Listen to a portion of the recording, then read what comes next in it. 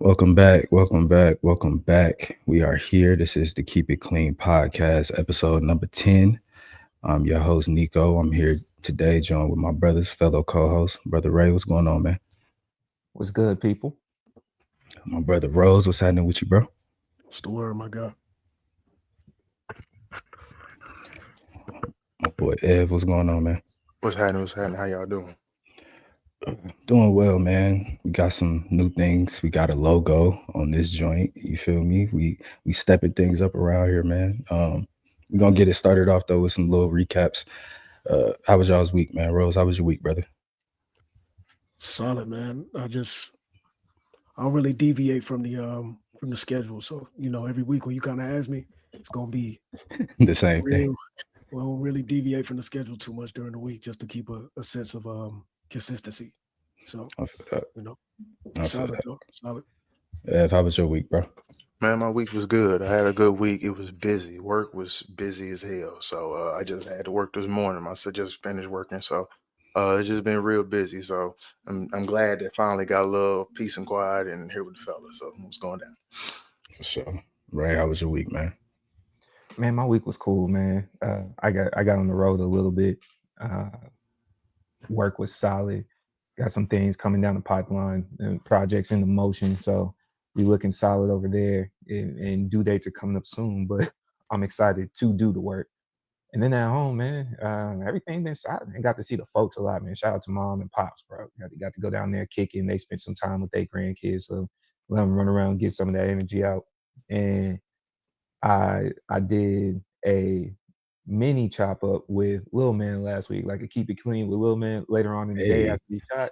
Man, hearing some of the answers from him, bro, shot because he followed the page and everything. Shout out to him, bro. He was giving me some answers. I was a proud pop, bro. I was a shout out proud to pop. that. Shout out Yeah, to that. man. You know what I'm saying? So, um, outside of that, man, yeah, happy to be here. It was a chill week. It was a chill week, man. That's Chill good. week. That's good. My week was chill too. Much like Rose, don't deviate too much from the schedule. It ain't nothing new really going on. I'm getting a little bit more workload, which is cool because I'm not as bored, but otherwise it's the same old stuff. But we Y'all, back. y'all two don't like to get out there. You said what? Y'all two don't like to get out there. Y'all don't feel monotonous at a certain amount of time where it's just like I keep doing this. That don't get to y'all. Mm-mm. Not to me. That's the standard for me. And you I'm break trying. away from the norm. That's when stuff starts to break down. My girl is telling me to go outside more, so I'm trying to not be a recluse anymore and like a hermit type shit. So I'm gonna have to start going outside soon. So yeah, but up until this point, I would sit right here and be fine. Uh, I, but I we are can back. do that, man. I feel I don't know, bro. At a certain point, being in it, like COVID, kind of throw folks off. Like being in the house that long, I got comfortable just being by myself or just being secluded type thing. So I'm not yeah, mad at that. I think it was tough. Well, one, my job now is what gets me outside because of the way that I travel. yeah, So and that travel isn't consistent on the days or where I'm going. So I be on the road, and I'm at least touching bases with things before I get back home in the whole workday. And that's also at the same time as a hooper, man. Hoopers hated COVID. Like we used to go into the court too many times. The way Ev go work out and hit the weights was the way we were meeting up on the court. So that when that shut down, it was like, dog, what you mean? Like you just walking to the crib doing this all day. No reason, bro. But uh, we back, man. We here. We got a batch of topics that we got to clean up as always, and we gonna keep it a buck, keep it a bean, but most importantly, keep it clean up What episode number? first. It's episode 10. Episode number 10. We finally hit the double digits, man. We putting in. Well, technically it's 11, but we here though. Episode 10. we Um, got some sneaky ones for y'all. We just haven't told y'all about it. Facts, that part too. First up, we got Sinners review, the best movie of the year, the best movie in the last 10 years. We got Sinners. I don't know about 10. 10 might be a little crazy, but I'm Say gassing he's today. stepping out there I'm quick. gassing today. I'm gassing today. We got the Sinners review, man. So who all has seen the movie? I saw it. I Raise seen your it. hand. I seen it. I seen it. Ray. Ray. Man, you Nigga, know, vampires are crazy, bro. Can we? Did we lose Ray? He's Is he still there? here. What we Crazy, doing? man. Can he hear it? Did you see the movie, brother? Huh? What happened? How dedicated are you to your people, brother? Did you see the movie? Hey, so for y'all that don't know, Nick and I have had this conversation before, not once, but I'm confident at least 2 or 3 times, right? And we always talk about hard lines in the sand of what we do and do not do and like what we don't pass. And I have stated numerous times with no stutter and no judgment on self. I don't do possession movies and I don't do vampire movies. That's just me. It is what it is. I'm not with Boo. that, man. You know, Pop set me up at a young age. We watched Blade when I was 7, like when it first came out, and seeing blood come through the sprinklers changed my life. Nah, Okay. dog. Okay. Nah. I'm at 7. I thought the club was supposed to be fun. That intro scene to Blade, on a quick side note, that intro scene to Blade was a tone setter for all movies, because I'm thinking music is fun at 7. And if music leads to vampires, nah, bro. It took a while. I didn't sleep right for a good couple years, man. I think that's why I'm still a night owl now. Vampires, possession movies. 2 things I don't really do. So Ray didn't see. So you didn't see the movie, brother. Despite what Nico says, my dedication to the pod is absolute. So I saw it at my pace. How What about does that? I saw it What at does my that pace. mean? What does that mean? You know what that means. How did I see the movie? Since y'all want to try to put me out there. How you How see did I see it? the We movie? asking you. Yeah. I saw the movie at my pace. What does that I saw it at my What does that pace. mean? I took my time Did you and watch it? watched the movie at my pace. I Did said you- I did. Like you sat down and you just watched it in spurts? You ain't give a whole sit down, a whole run through? Yeah, watching the spurts. Okay. Okay. All right. Everybody see the movie then. I split it in 3. It was by definition because I got distracted, so I had to go step out. Right. So I saw it. Yeah, he had to go step out. The vamp started coming. He had to get up out Hey, of there. dog. Hey, man. Hey, man. One thing you never have to worry about in my house is a lack of garlic, silver, and now we don't open doors. you Oh, right. better toss the Snatching- package inside, bro. Snatching welcome mats. Yeah, Snatch that man. I'm welcome mat. cool. You know. For sure. But no, I did peep it, man. I did peep it. Okay, great. I'm glad everybody has seen the movie. So let's do the round table. We're gonna start with Rose. You saw it first. What did you think of the movie, brother? You saw the premiere. Give that. Yeah, you folks saw the thank you. premiere. Uh-huh. He was red carpet surfing. I think for number one, the movie is amazing. Number one, I think it's even better for me because this is original IP. This is not something where somebody has tried to copy and do a remake, and that's what Hollywood has been for the most part, especially since COVID. Studios ain't trying to take a whole bunch of chances, take no losses on no money. You know, things got to be definite and guaranteed. I think for this being an original movie is very, very fucking fire. Coogler, like I said, he's starting to get to the point to where it's just like I said, I hear the name, I'm going to the movie. The movie for me is kind of set up like a play. It's very theatrical in a way. The music was top tier. Music was very top tier. Bussing.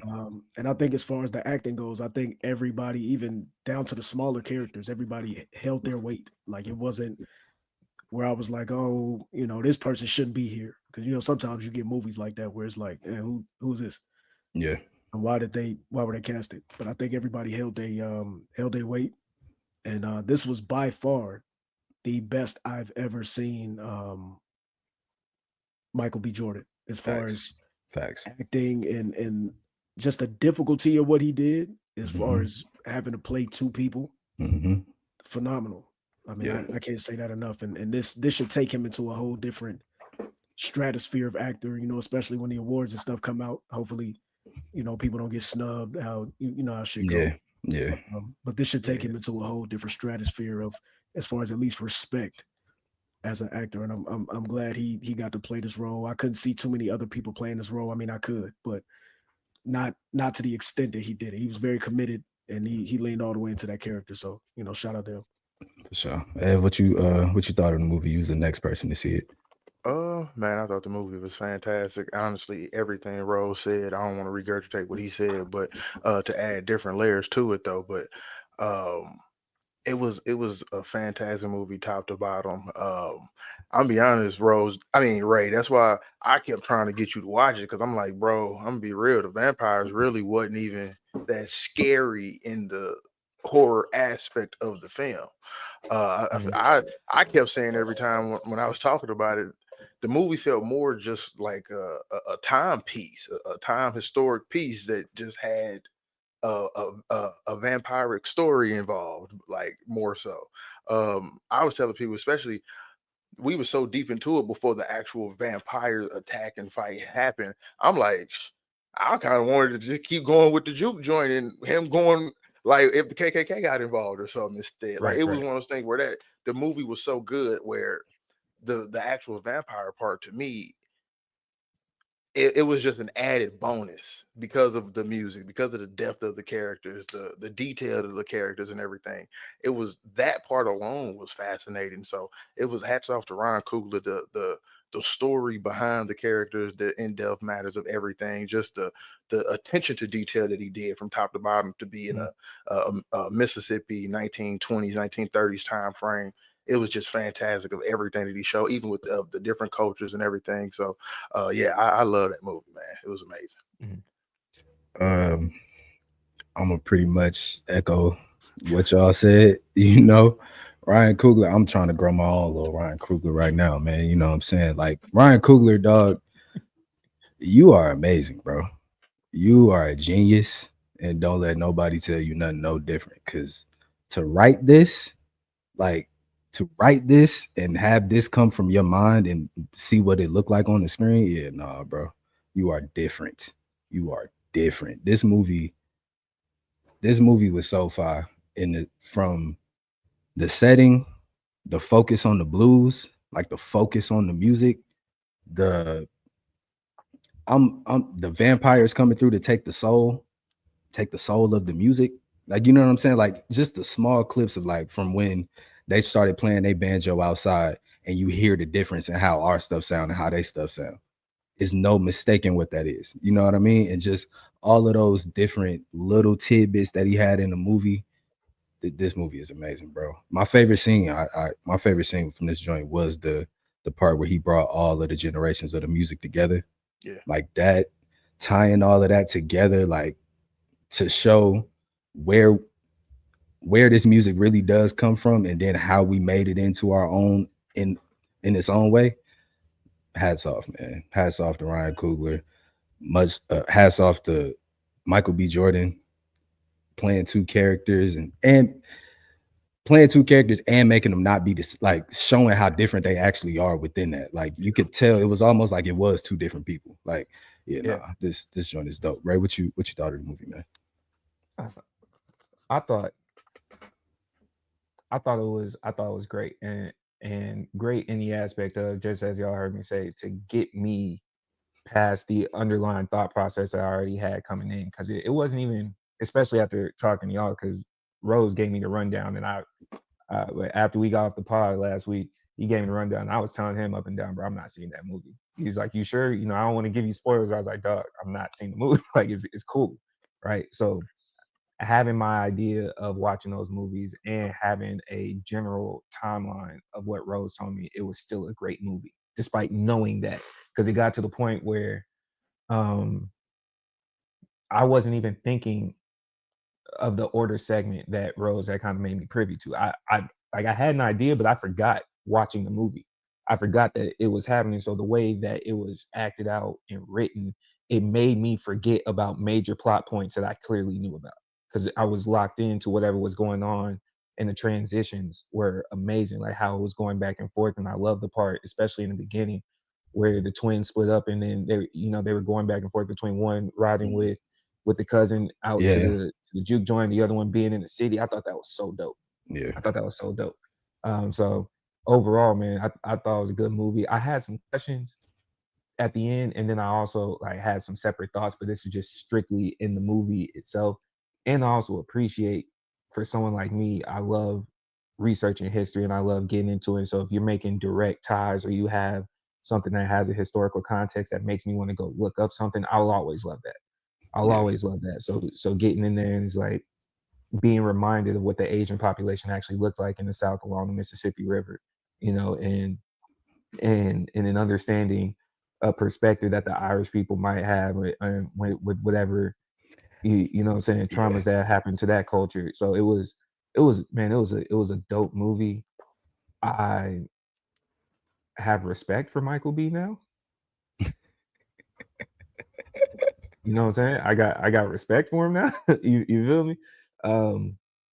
I may have pushback on the different stratosphere conversation with Rose, but I think that's a minute detail. I want to give him his flowers for what he did in this movie, man. I can only imagine trying to prep for both and have similarities but different personalities, man. Yeah, man, that he did his job. He did his job. Josh Allen at home mad. That's how good he did it. You brought up Asians in the South, so I wanted to ask because there's been like a lot of discourse about Grace in the joint where she was under the pressure where he told her, "Hey, I'm finna go into town and just run through the whole town. Your daughter's there," and then she invites all of them in to try to save her daughter. The conversation online is basically that wasn't allyship. Like she chose herself over the team, and as they normally do, right? Like whenever we get in these types of situations where it's a bunch of black folks and maybe some others, and we gotta have a common ground, somebody gonna slide off and choose their own self over. Did y'all look at that way, or how did y'all like view that part of the movie? Yeah, I did in a way because I remember when she did, I was like, excuse my language, I was like, damn, stupid bitch, why you just do that? That's exactly where my brain went because it was like, you know what's coming. It's like, why would you do that? Like, why would you do that? That was my thing, what I was thinking. And it was very selfish because if you really look at the action, look at what she did after.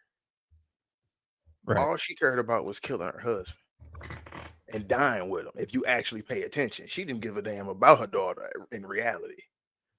Because if you watch the scene immediately after, all she wanted to do was stab her husband, and they died together right there. Like that's why I say it was completely selfish. Like it was an all selfish act in that moment, and it was in an emotional act because of what Remick did, imitating the husband's the language and saying what they did. So it was an emotional response, which I don't fault it, but it was selfish as hell for sure.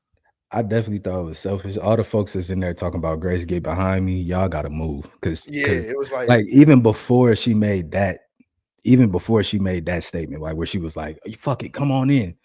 Before that, when Stack died, and she went over there to her husband and said, "We need to go because we ain't come over here to deal with all of this. We came here to help them with the juke joint, not this. We got to slide."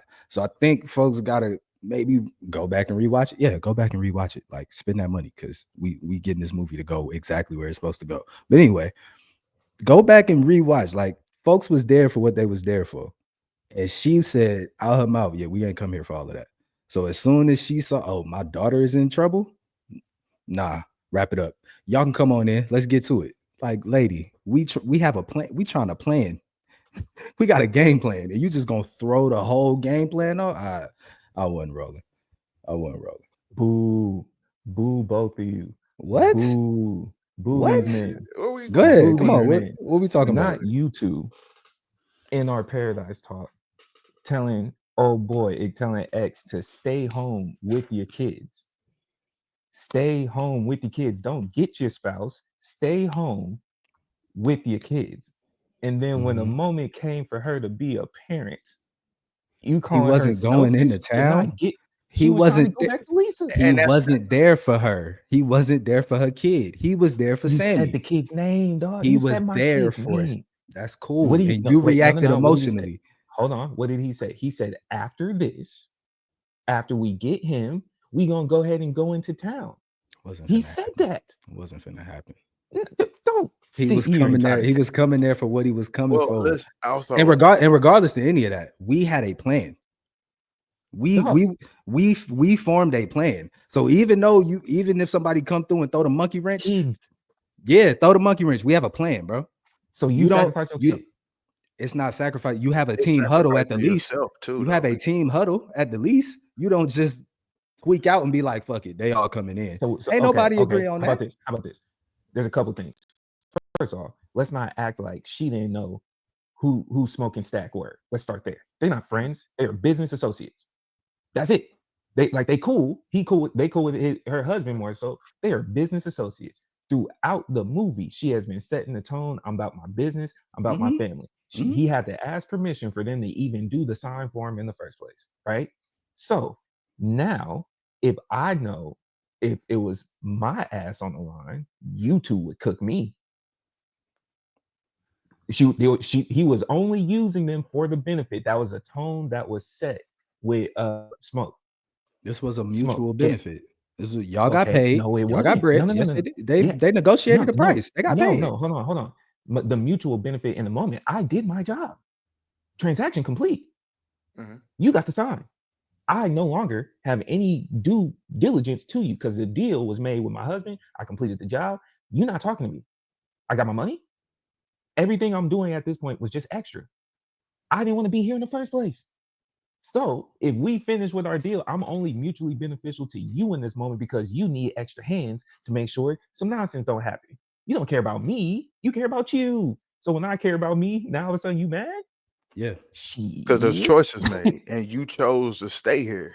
So in this moment, Just if like this I could fight choose for to go get my Pharaoh, kid. Carry your ass outside with your husband then. you just seen your husband be like She Going tried. outside. when he Going stepped out. outside Oh, with y'all him. being funny. So she Going didn't try? outside with She him. didn't try to get outside. They didn't hold her back. They didn't hold her back. Did they Stop hold her it. back going outside? Yeah. See, this is what They happens did? when you watch Okay. the most they recent. did. They I sure believe did. they Yeah, kept holding her back, I kept believe they covering her did. mouth, all that stuff. She was trying to go get her kid. So I was only Because mutually they were beneficial holding to her you. back when she yelled that. They were holding her back when she yelled, "Come on in." You're right. You're right. I was only mutually beneficial to you. All I'm I saying didn't have no is, deals. ain't no black person do that. And that's the purpose. That's the And point the of the thing was, conversation. It's and like it was the beneficiality of it That's is like, not fair. how is it not fair? We all in this That's joint. not fair. We all in No, this hold joint. on. Who in that joint besides her had kids? and that's an honest point. From the people that were presented there, no one had children. Yeah. There was No, only two people with husbands. what's the name? Cornbread. Cornbread had a baby on the way, I think. He was already turned. Cornbread He was already already got big. turned. He He's didn't know. already Yeah. Okay. Yeah. You Facts. only had the Facts. two women with husbands, and then her with a child.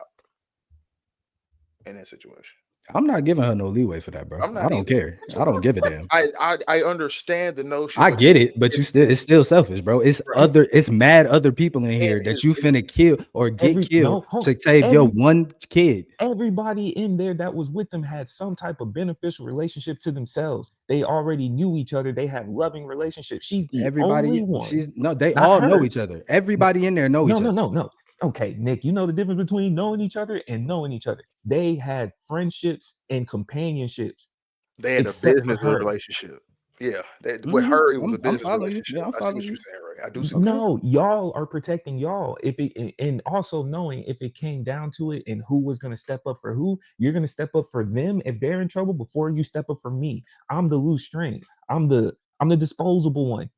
As her, I'm the disposable one. Yes, Nobody in stop. there is disposable though, because everybody in there got to stay alive, bro. Nobody But in there is no, actually hear what I disposable. said. Hear what I said. If it comes to a situation where you have to choose, you're not choosing me. You can't say that though. Yes, you can. When can't you're actually say that. thinking in a defensive mode, you can. Boom. You're When the you think in outlier. that way, you could. You but can. That's what he just said. But that's everybody in what there up to where that point she is was trying to thinking. protect everybody else in there. Folks is in there like, no, don't let nobody else in this joint. You got to stay in here. Everybody in there is trying to protect everyone in there. That's Only not one true. person in there. How not? Smoke wasn't. Every time somebody had tried to go do their own personal thing, the people that were on the business team, every time they tried to go do something, Smoke had an attitude.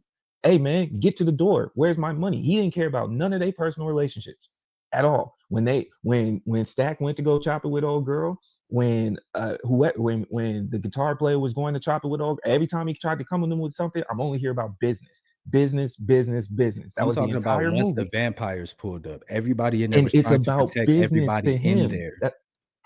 It's about business to him. He was looking for what's mutually beneficial to him. That's all I'm saying. That's what the tone was for him the entire movie. You didn't care about me before the dire straits. So why would you care about me now? The same way it was like, if you didn't talk to me during my life, don't come to my funeral acting like you're my friend. I see what you're saying, because I actually had a point about the twins in that regard that you just made. Y'all continue. I'm gonna No, say go it. ahead. What's your But point? okay, so I'll wrap that up. At least from my perception, I don't think it's fair to assess her as a mother, as a business person, and then try to add selfishness. We can go back and forth on that, but the culture war behind it, nah, bro. Like that wasn't in the first Okay, 4 or for 5 sure. thoughts of what was happening, sure. bro. Like, Rose, did you know have what I'm any saying?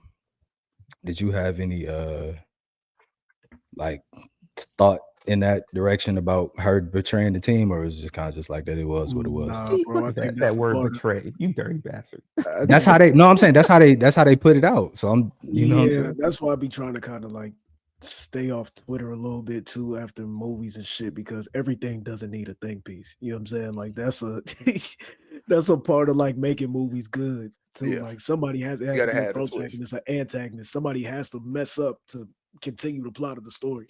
Right. And I mean, I guess since it was so authentic, everybody feel like they got to have a think piece on it. I just wasn't thinking that hard about it, bro. I'm like, somebody was gonna let him in. That's a part of the movie. Mm, You feel me? But okay. What's your let's do favorite scenes from the movie. Mine was the music joint. What was y'all's favorite scenes from the movie? I was gonna say that was my favorite. That was my favorite part right there too. Which music joint? The scene where Preacher Boy starts singing "I Lied to You," and they show it go from him singing that to the tribal figures coming in to the first DJ to the West Coast, and they start bringing in all the cultures and mixing them together, and they like show you the lineage.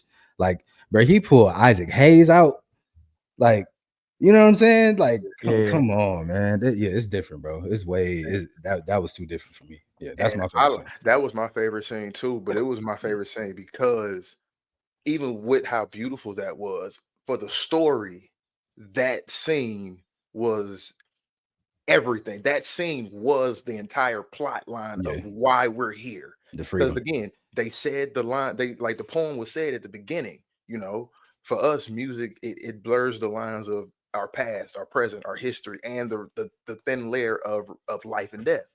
That's literally what Remick the vampire wanted. And in that scene, it was showing you that just like how powerful it was. And that's why I enjoyed it, because it was where it was more than the music, because the music was beautiful, but it brought together exactly what it was that the vampire was looking for. And that part showed everything of when the vampire showed up singing the Irish music. Hey, it sounded a little, I had a little two-step a little bit, but that shit wasn't hitting to bring your people back, dog. You couldn't hear your people off them tunes. Like, that's why it's that scene shows so much of it. It actually tied in what the vampire's purpose was. Like, he wanted just to talk to his ancestors again. That's what he kind of explained. Like, I just want, because my music not hitting on that. We out here line dancing and I can't hear my people. River dancing. Right, we river dancing. I can't hear my folks, but with your music, dog, I heard you, so I know I can hear my people. And that's why for me is that scene, it brought everything together. So that was the thing with the music, and the song was fire. Like, we got to be real. The actor Miles Caton, I don't know how to pronounce the last name, but he was fire. Like, first role, smoked. Different. I'm looking forward to his future. Like, so that was my favorite scene. Rose, what was your favorite scene? It's either between that KKK scene, because that was like to end it all on that. I'm like, I feel fulfilled at this point. Like, I feel good about this movie. This is good. Yeah. Or it was either that or the end credits. The end credits when you listening to them go back and forth and discuss, like, I promised your brother I'll leave you. You know what I'm saying? I promised him I'll leave you alone. Like, I'll let you live out your life for the rest of your days. Like, I ain't gonna mess with you. And for him to still come in and like still be that same age, still be that same exact. But I kind of was interested too, like, what you been doing this whole time. Like, you done went through all these different phases while this person is getting older. You done continue to just stay the same? You've been changing people. Like I don't know. I thought that was an interesting dynamic right there. But it would be between those two scenes. I really rock with them end credits. That was fire to me. For sure. Ray, what was your favorite scene? That's crazy, man. Because I conflict with almost everything Rose just said. I hated that scene. That was one of the ones where I came up with the question, not the end credit, the KKK scene. Not because of the storyline is like you completed, because they did tell him, oh yeah, they lied to you anyways, right? When they was trying to get inside. So I was like, I like that. Him coming out the bushes, I was like, my man's. You Yeah. had the tactical advantage. Like I was mad because like you did. Oh, here's my thing. You had the tactical advantage. You had the better guns. Here You this didn't have to come out. military brat go. No, here's why I say that. Here's why I say that though, because you just survived all night with less, just to walk out there in the open. You didn't just do this. Just all lost night. everybody, bro. Just Like, lost everybody, bro. I'm out here. I'm outside. It's say hello to my little friend time. You didn't. You could have said hello to my little friend after you clipped the rest of them. You had a rifle for a reason. Why were you in the bushes in the first place if you were just gonna go out like that? Why didn't you set traps? You just fought your way out of things way more. He still had to be methodical because he was by himself now. He had to be methodical. You don't have nothing. He was methodical. Why do you stop being methodical in the middle of? Nah, bro. I was mad at that scene. I was mad at that scene for that. I like that scene. I like the story. I like the story. I like this. Like that was a powerful part when he died and you saw him get reunited with his woman and they child. Yeah, bro. Like I think tears. all that was I didn't like the way it was more so the way he died for me. Like that wouldn't have been, you know what I'm saying? But it did do a part that led to my favorite scene, which was the blues bar. I think the blues bar in the future really put a bow on the movie for me, more so for the thought of why, like what happened, because they ended the movie with him trying to decide whether to drop the guitar or not. And after talking to just forgot the dude's name, the main vampire. Remy. He's talking to Remy. He had him spot on, bro. It was cooked. It was cooked. And when he started saying the Lord's Prayer, and he's like, yeah, they said that to my dad before they took, or my dad was saying that before they took his land, and how it's a example of how a lot of people feel, all of us being subjugated to a religion that and making it feel like it's not really yours, a religion that was used for oppression. So the idea of I can put this down when this whole time we might be being forced to do something just to fall in line, or I could go with what we felt the whole premise was and what we've been trying to do as a people and find freedom. I feel free playing this music. So I chose to continue to, that thought process, you chose to continue to play the music and go and be free and live your life. So when they're showing the BB Kings and they're showing those blues players that were carrying the spirit of Black people during that time frame for those years until it evolved later on into rock and roll, and as it continued to go, like tying into that major scene that y'all had, I like the subtlety of that more, just because it's like this is what the future looked like, and the drastic contrast between how he looked, the setting of the bar, and then the fashion that Stack and old girl walked in with, like it's showing you the time frame, like this is how long it's been, and everything that's came from that for us to appreciate since then. It ended up being my favorite scene in the movie. It was also one of those, it made me ask a question, and I think I kind of liked him making me end with the question about the movie, similar to what Rose was saying, what did y'all do this whole time? I think the other part was, all right, so how do they die? Because what threw me off the vampire portion, it was more of when they said you have to kill them one by one, you can't just knock off the head. And it's like, all right, so can you really beat them? How he survived and old girl survived, because I don't remember where she was at it, but what do y'all do the whole time? And then so it's just a pretty much endless process. And as a vampire hater, I didn't like that lack of connection, because if I just cooked the head, you know what I'm saying? Like if y'all felt the silver the same way he felt the silver, and he nobody coming inside, bro. That's how I felt. More to this story, man. Keep them doors closed. Keep them doors closed for real. Like if Where you did got the natives go? They went back to their land and minded their business. Yeah. You came all the way out here tracking him. Yeah, they was tracking him, and then they looked and they said, "It's finna get dark. We out because we not playing like And that. We know what that is."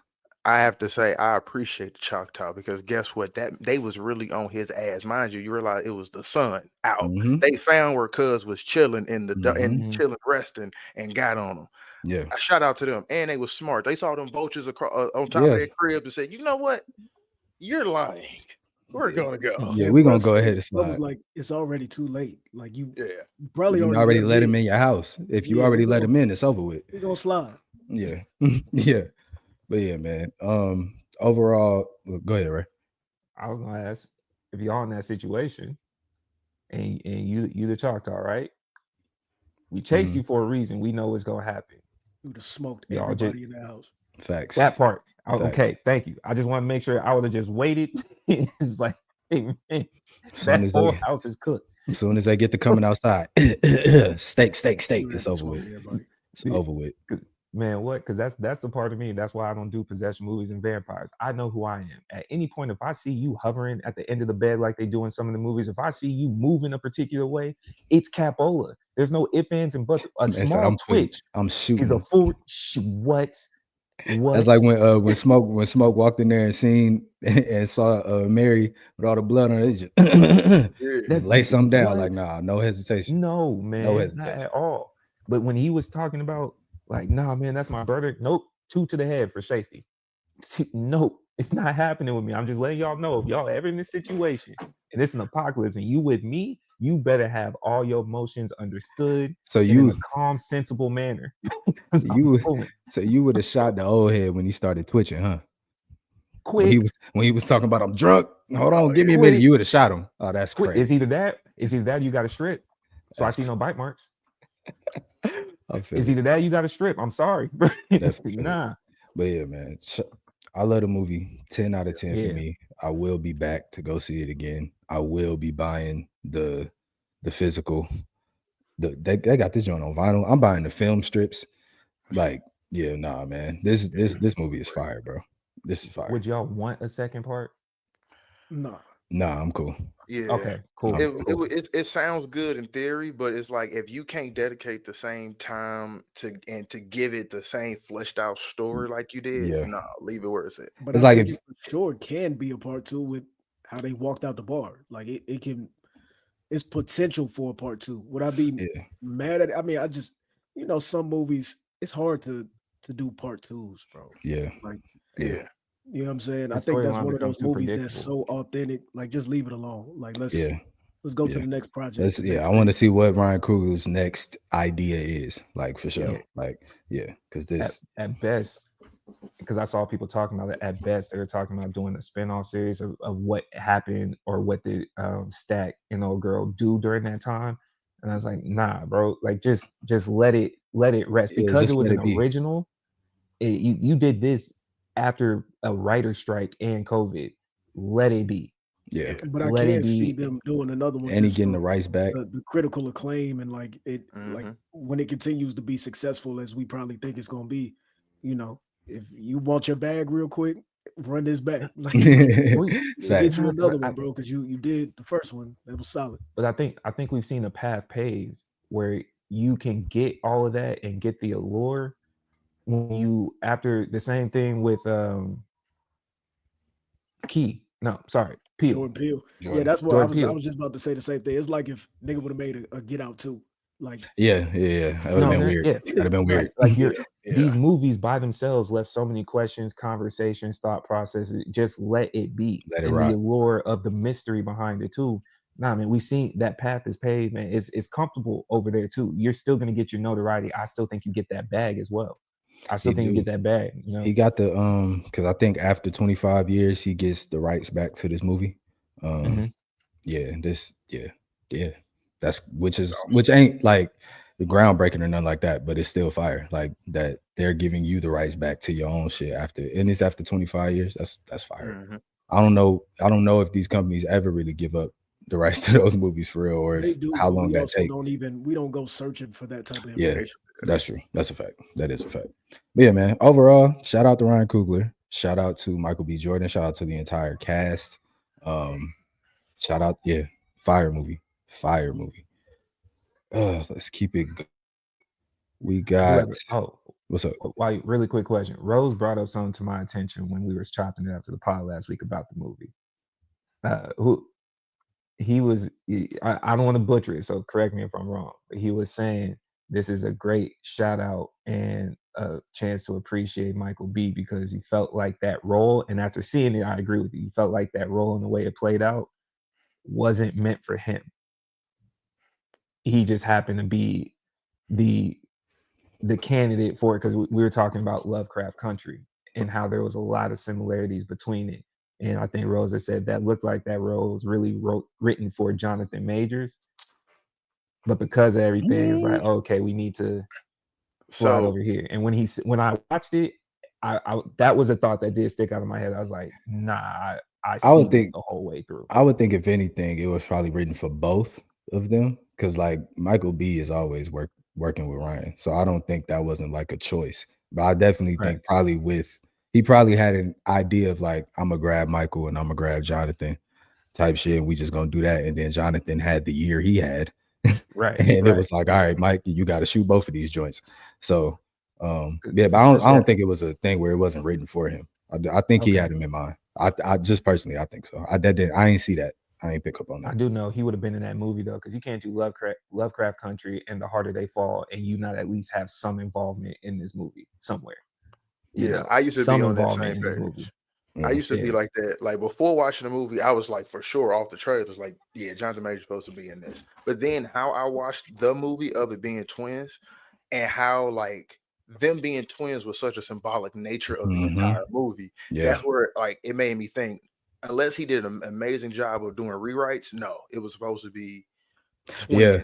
Yeah. And it was supposed to be twins the entire time. Because even in the like with the little allure pieces with like the newspaper clips and stuff, it's like theory. It's like theory now, which is also the cool part about this. It's like theories now of like Smoke and Stack was twins, but they was playing the Irish and the Indians against each other because they ain't know they was twins.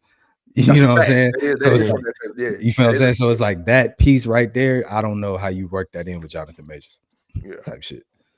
Okay, solid. You know, great movie, y'all. Facts. Very great movie. Everyone should go see it and go see it again. Now we got some dirt. We got some dirt. They ain't cleaned this room in about 50 some years, and we are tasked with the job. My brothers. Shannon Sharpe has been sued for $50 million civilly by Gabriella Zuniga, who is a OnlyFans model. She is claiming that Shannon R-worded her. I don't know if we can say that on the thing. Let's not risk it. Yeah, so she is accusing him of sexual assault multiple times. In response to this, Shannon started out by putting out a bunch of text messages from her of risque conversation and, you know, asking for very not safe for work things to happen to her, asking for a child, asking for him to put a baby in her. He put out a video saying that this was a lie, calling it all a shakedown, saying Tony Busby is targeting him like he targeted Jay-Z. And since then, there have been more stories about Shannon Sharpe having physical altercations with women at previous jobs, possible sexual assault, more sexual assault accusations from previous relationships, and an audio clip of him threatening to choke this woman multiple times. He has since said he is going to step away from ESPN momentarily until football season? I think he said preseason football. And he put out a statement. He put out the statement that his PR person sent him to say that. He didn't just draft it up himself. He just screenshot the text message and sent it out. So that's where we are. What do y'all think about this situation? We're going to start with Ev. Man, Shannon Sharpe is cooked. That's what I think. All right. And I have to be honest. It's I want to say it's unfortunate, but it is unfortunate for everybody involved because I do hope that he did not do these things to this woman. So first off, prayers out to her if that was something that did go on or not. I will take that approach first. But this is crazy, dog.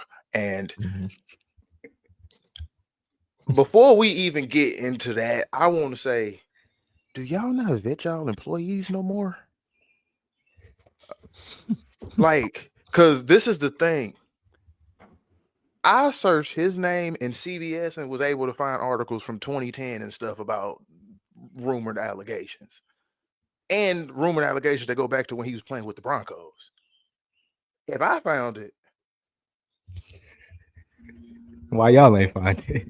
and it is where it's like, But then you get into the conversation about workplace environments and all of that. Maybe they did find it. you know, so And it was like, it's Shannon Sharpe.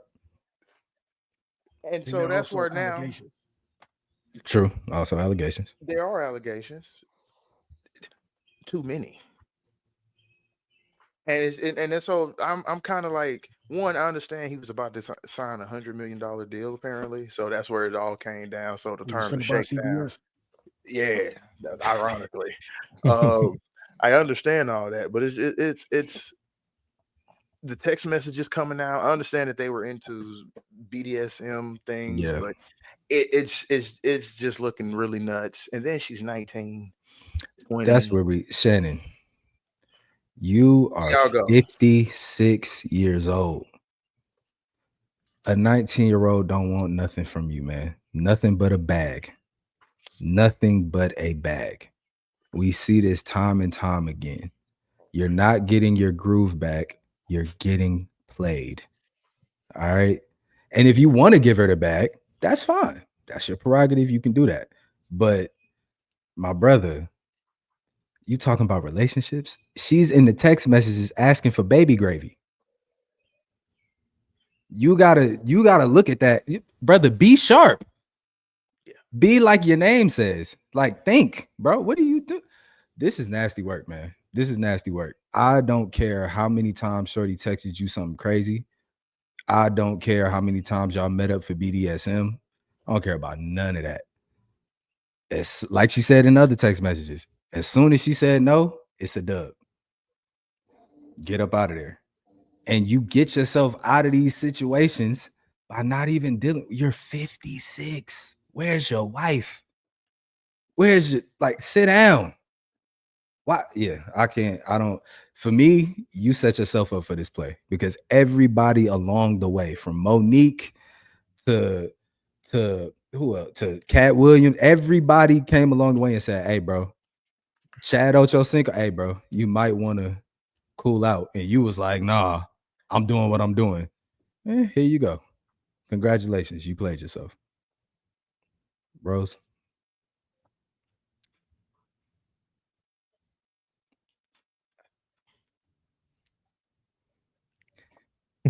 My brother, you have fallen. You have fallen from grace.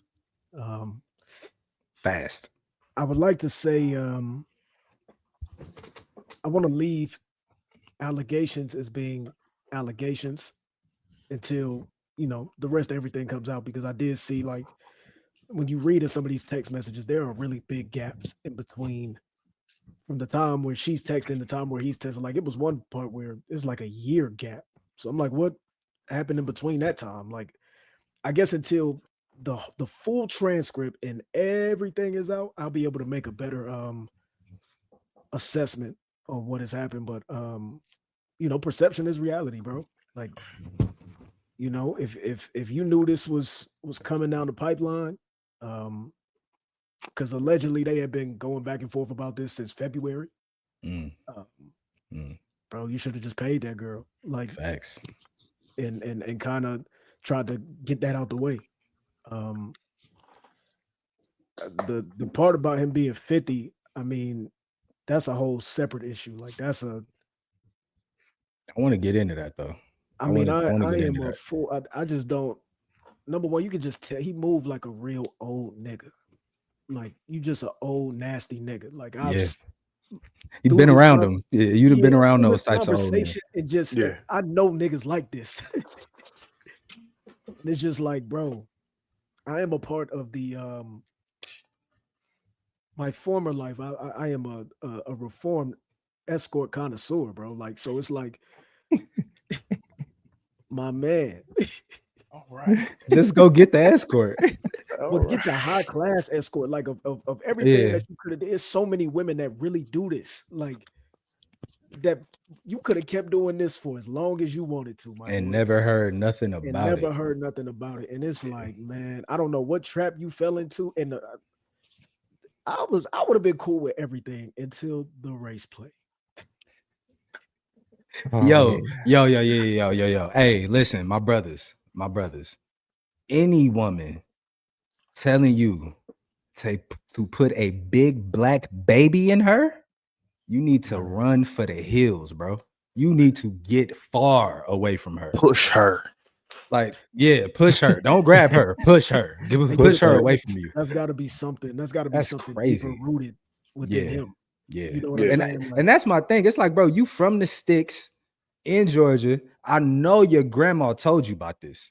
I But that's know what I'm it. saying. It has to be Like, something deeper rooted, because yeah, for you to yeah. even, I mean, I know everybody got their own little thing, but for you to be into that, as far, you know what I'm saying? Like, It's Yeah. wicked. It's wicked It's work. nasty. it's just wicked work. nasty. And I don't want to say I feel bad for him, because we all got choices, we all got decisions. You know what I'm saying? But like, Yep. especially when you got shit to lose, bro, get off that phone. Facts. Get off that Facts. phone. Facts. And they talking about, yo, it's a secret video, bro. How did you allow this girl to come into your Yeah. space and secretly record something? Take the phone. Yeah, you talking about I don't have a video and I don't. What are you doing? Yeah. What are you Just doing? moving like you stupid. Yeah, So it's like, or that you just don't have nothing to lose. I don't know why you would be trusting a child. that's the He 56. Ray. Yeah. Ray, go ahead, get your piece so we can get into that branch of the conversation, because that's the next piece. What is going on? All right.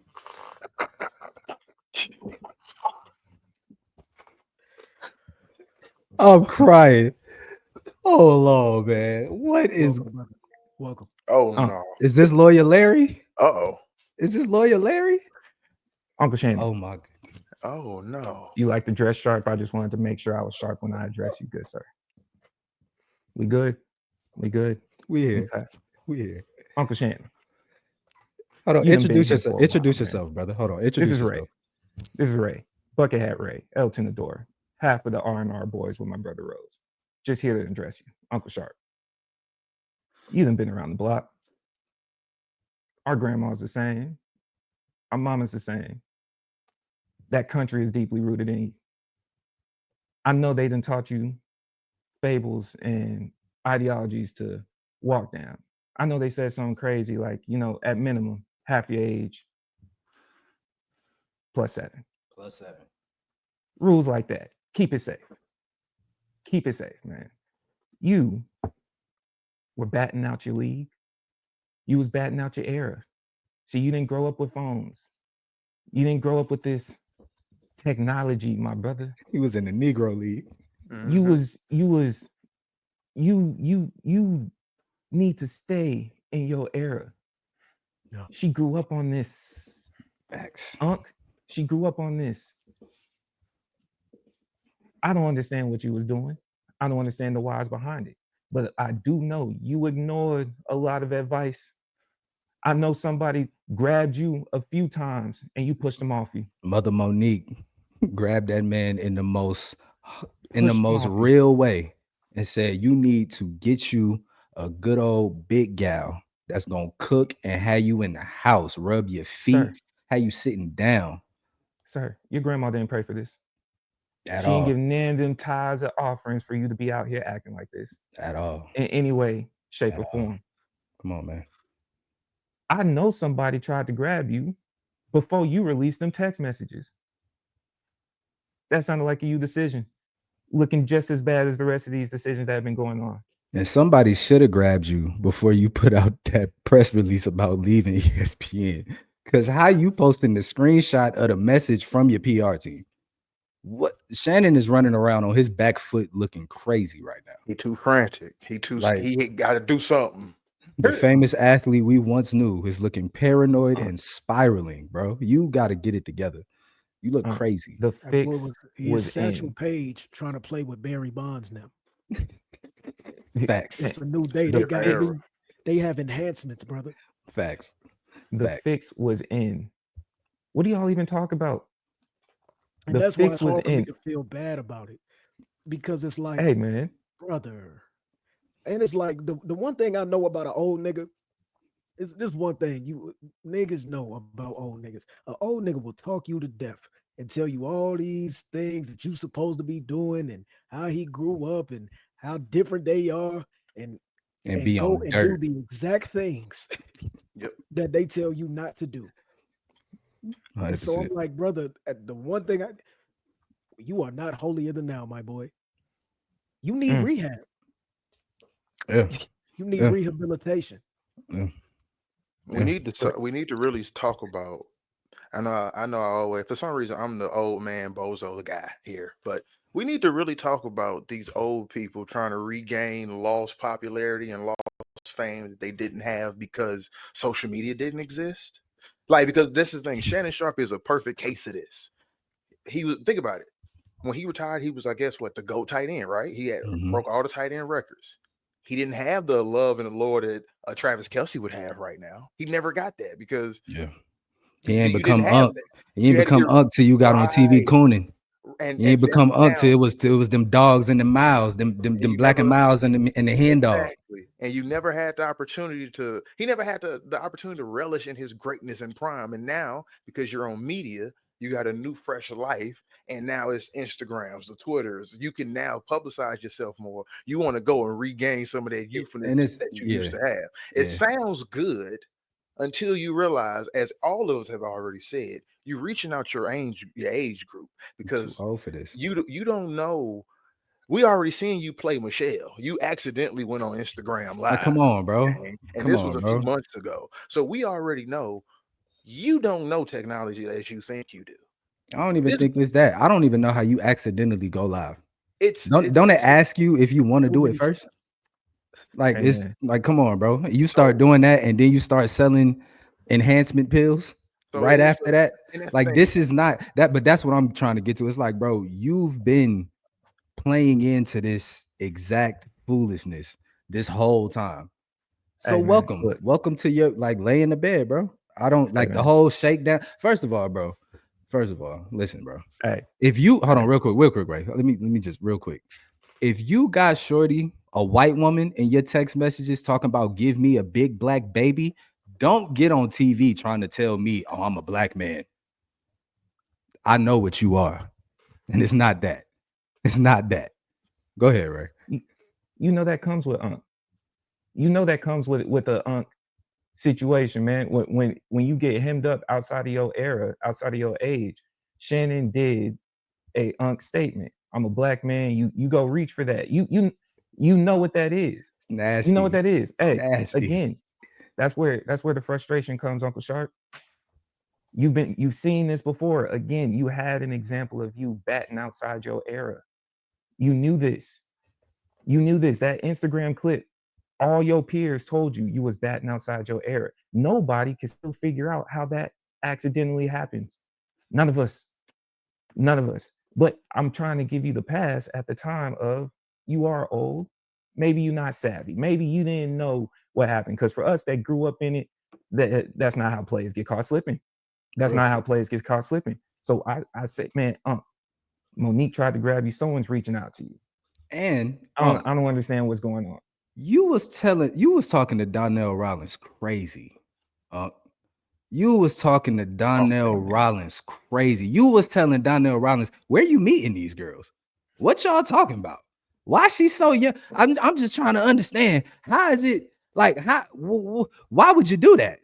Well, Unc, Shannon, how did it happen? Instagram How'd it happen? You ran his OnlyFans vibe. Settlement in 5. Settlement in 5. Facts. Out of here. That is Um, nasty. so I want to ask y'all though, like, where do y'all stand on the? Because clearly it's a conversation. There's been a conversation with the Tracy Ellis Ross thing. There's the conversation with the Shannon of like this age dating gaps. Where do y'all stand in this? You can go. You can go. I'll Yeah, go go ahead. first. First off, if you're grown, do what you want to do. But I'm gonna say no. 56, and I'm gonna use that example first. 56-19, absolutely the hell not. 56, my nigga, my stopping range would probably be 35, if anything. It depends. I'll be real, and I'll have to be honest too, because this is something that also why Shannon Sharpe was reaching out his range.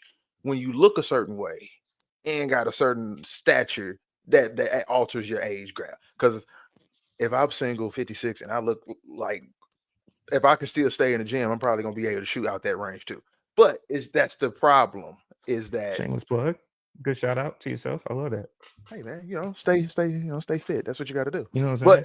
But it's Always a a part. threat. But that's the issue though, is that like you need to have some type of gap here, because like you said, Nico, what are you talking about? Like there's besides the age gap, there's a conversation gap, there's a Yeah, experience gap, there's yeah. gaps in every lane. I can't. So for me, age gap is when I was in college, I would say I used to always have a rule. Nobody, when I was in my 20s, I would say nobody 2 years younger than me. 2 years was the stopping point. So 25, 23. That was it. I'm with. I feel that. Like, but and now, like, and I mean, now I don't think about it because I don't ever plan on hopefully ever being single again. But Oh, look at it's that. it's Oh, yeah. But Aw. oh. Two shout outs back to back. Look at Look him. at He in that. his bag. Look at Look you. at him. Look at Love you. self, Yeah. love her. Oh, Yeah. He okay. finna get Potter of the month in the house. That's what Cooking. he about to. Hey, he cooking right But now. but it's that, yeah, bro. Age, no, that shit nasty. No, I can't do it. Yeah. Ray made the statement about half your age plus 7, right? For me, that Your would be age divided by 2 plus 7.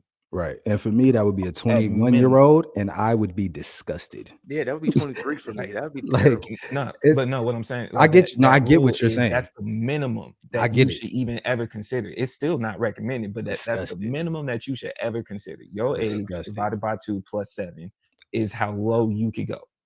I Emphasis on low. yeah. And You my know, the only weird range I think to me for that, because one, it always keeps you safe. Let's start there.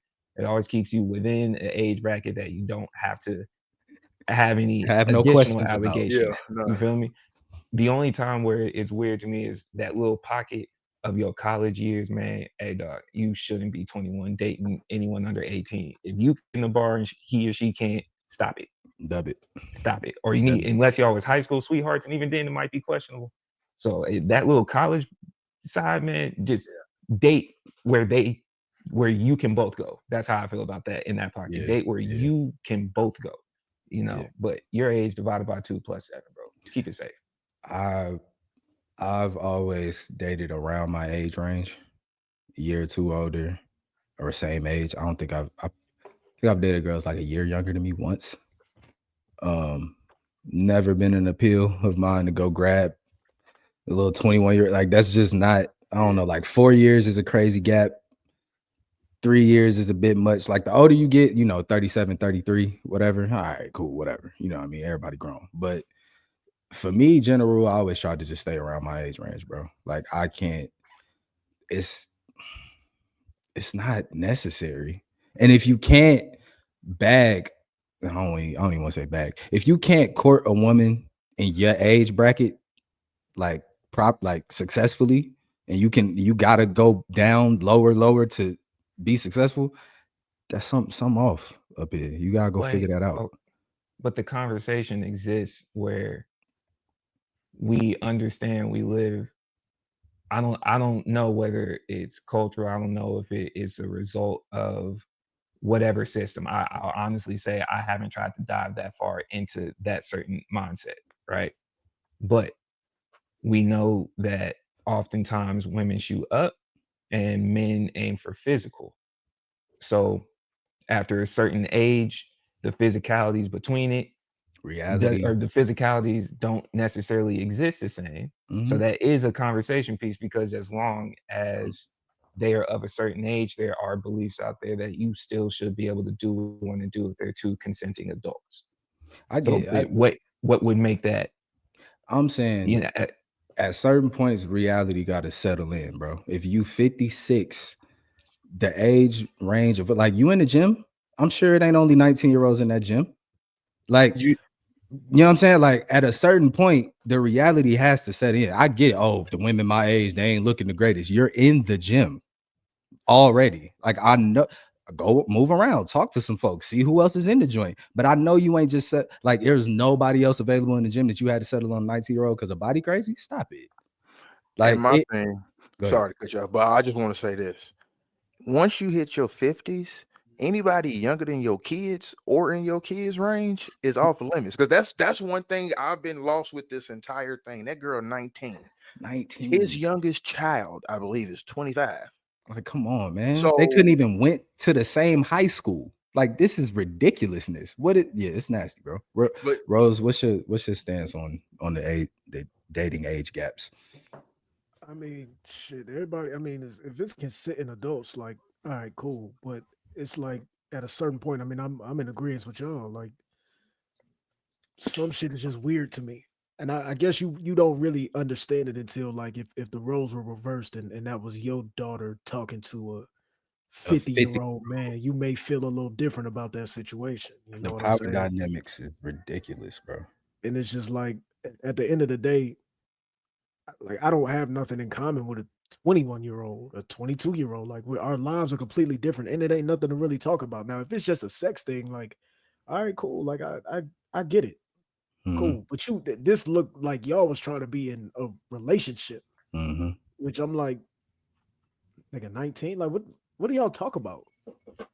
What's the plans? What's the goal? Like you working on life insurance policies and figuring out estates, and she could go back to school, right? Like she should be in college right now. You know what I'm saying? Like I just don't get the angle. I'm gonna keep it clean. If you one of the older guys, you 30, 40, and you spending your time with the 18, 19s and 20-year-olds, bro, you're a weirdo. You're a weirdo.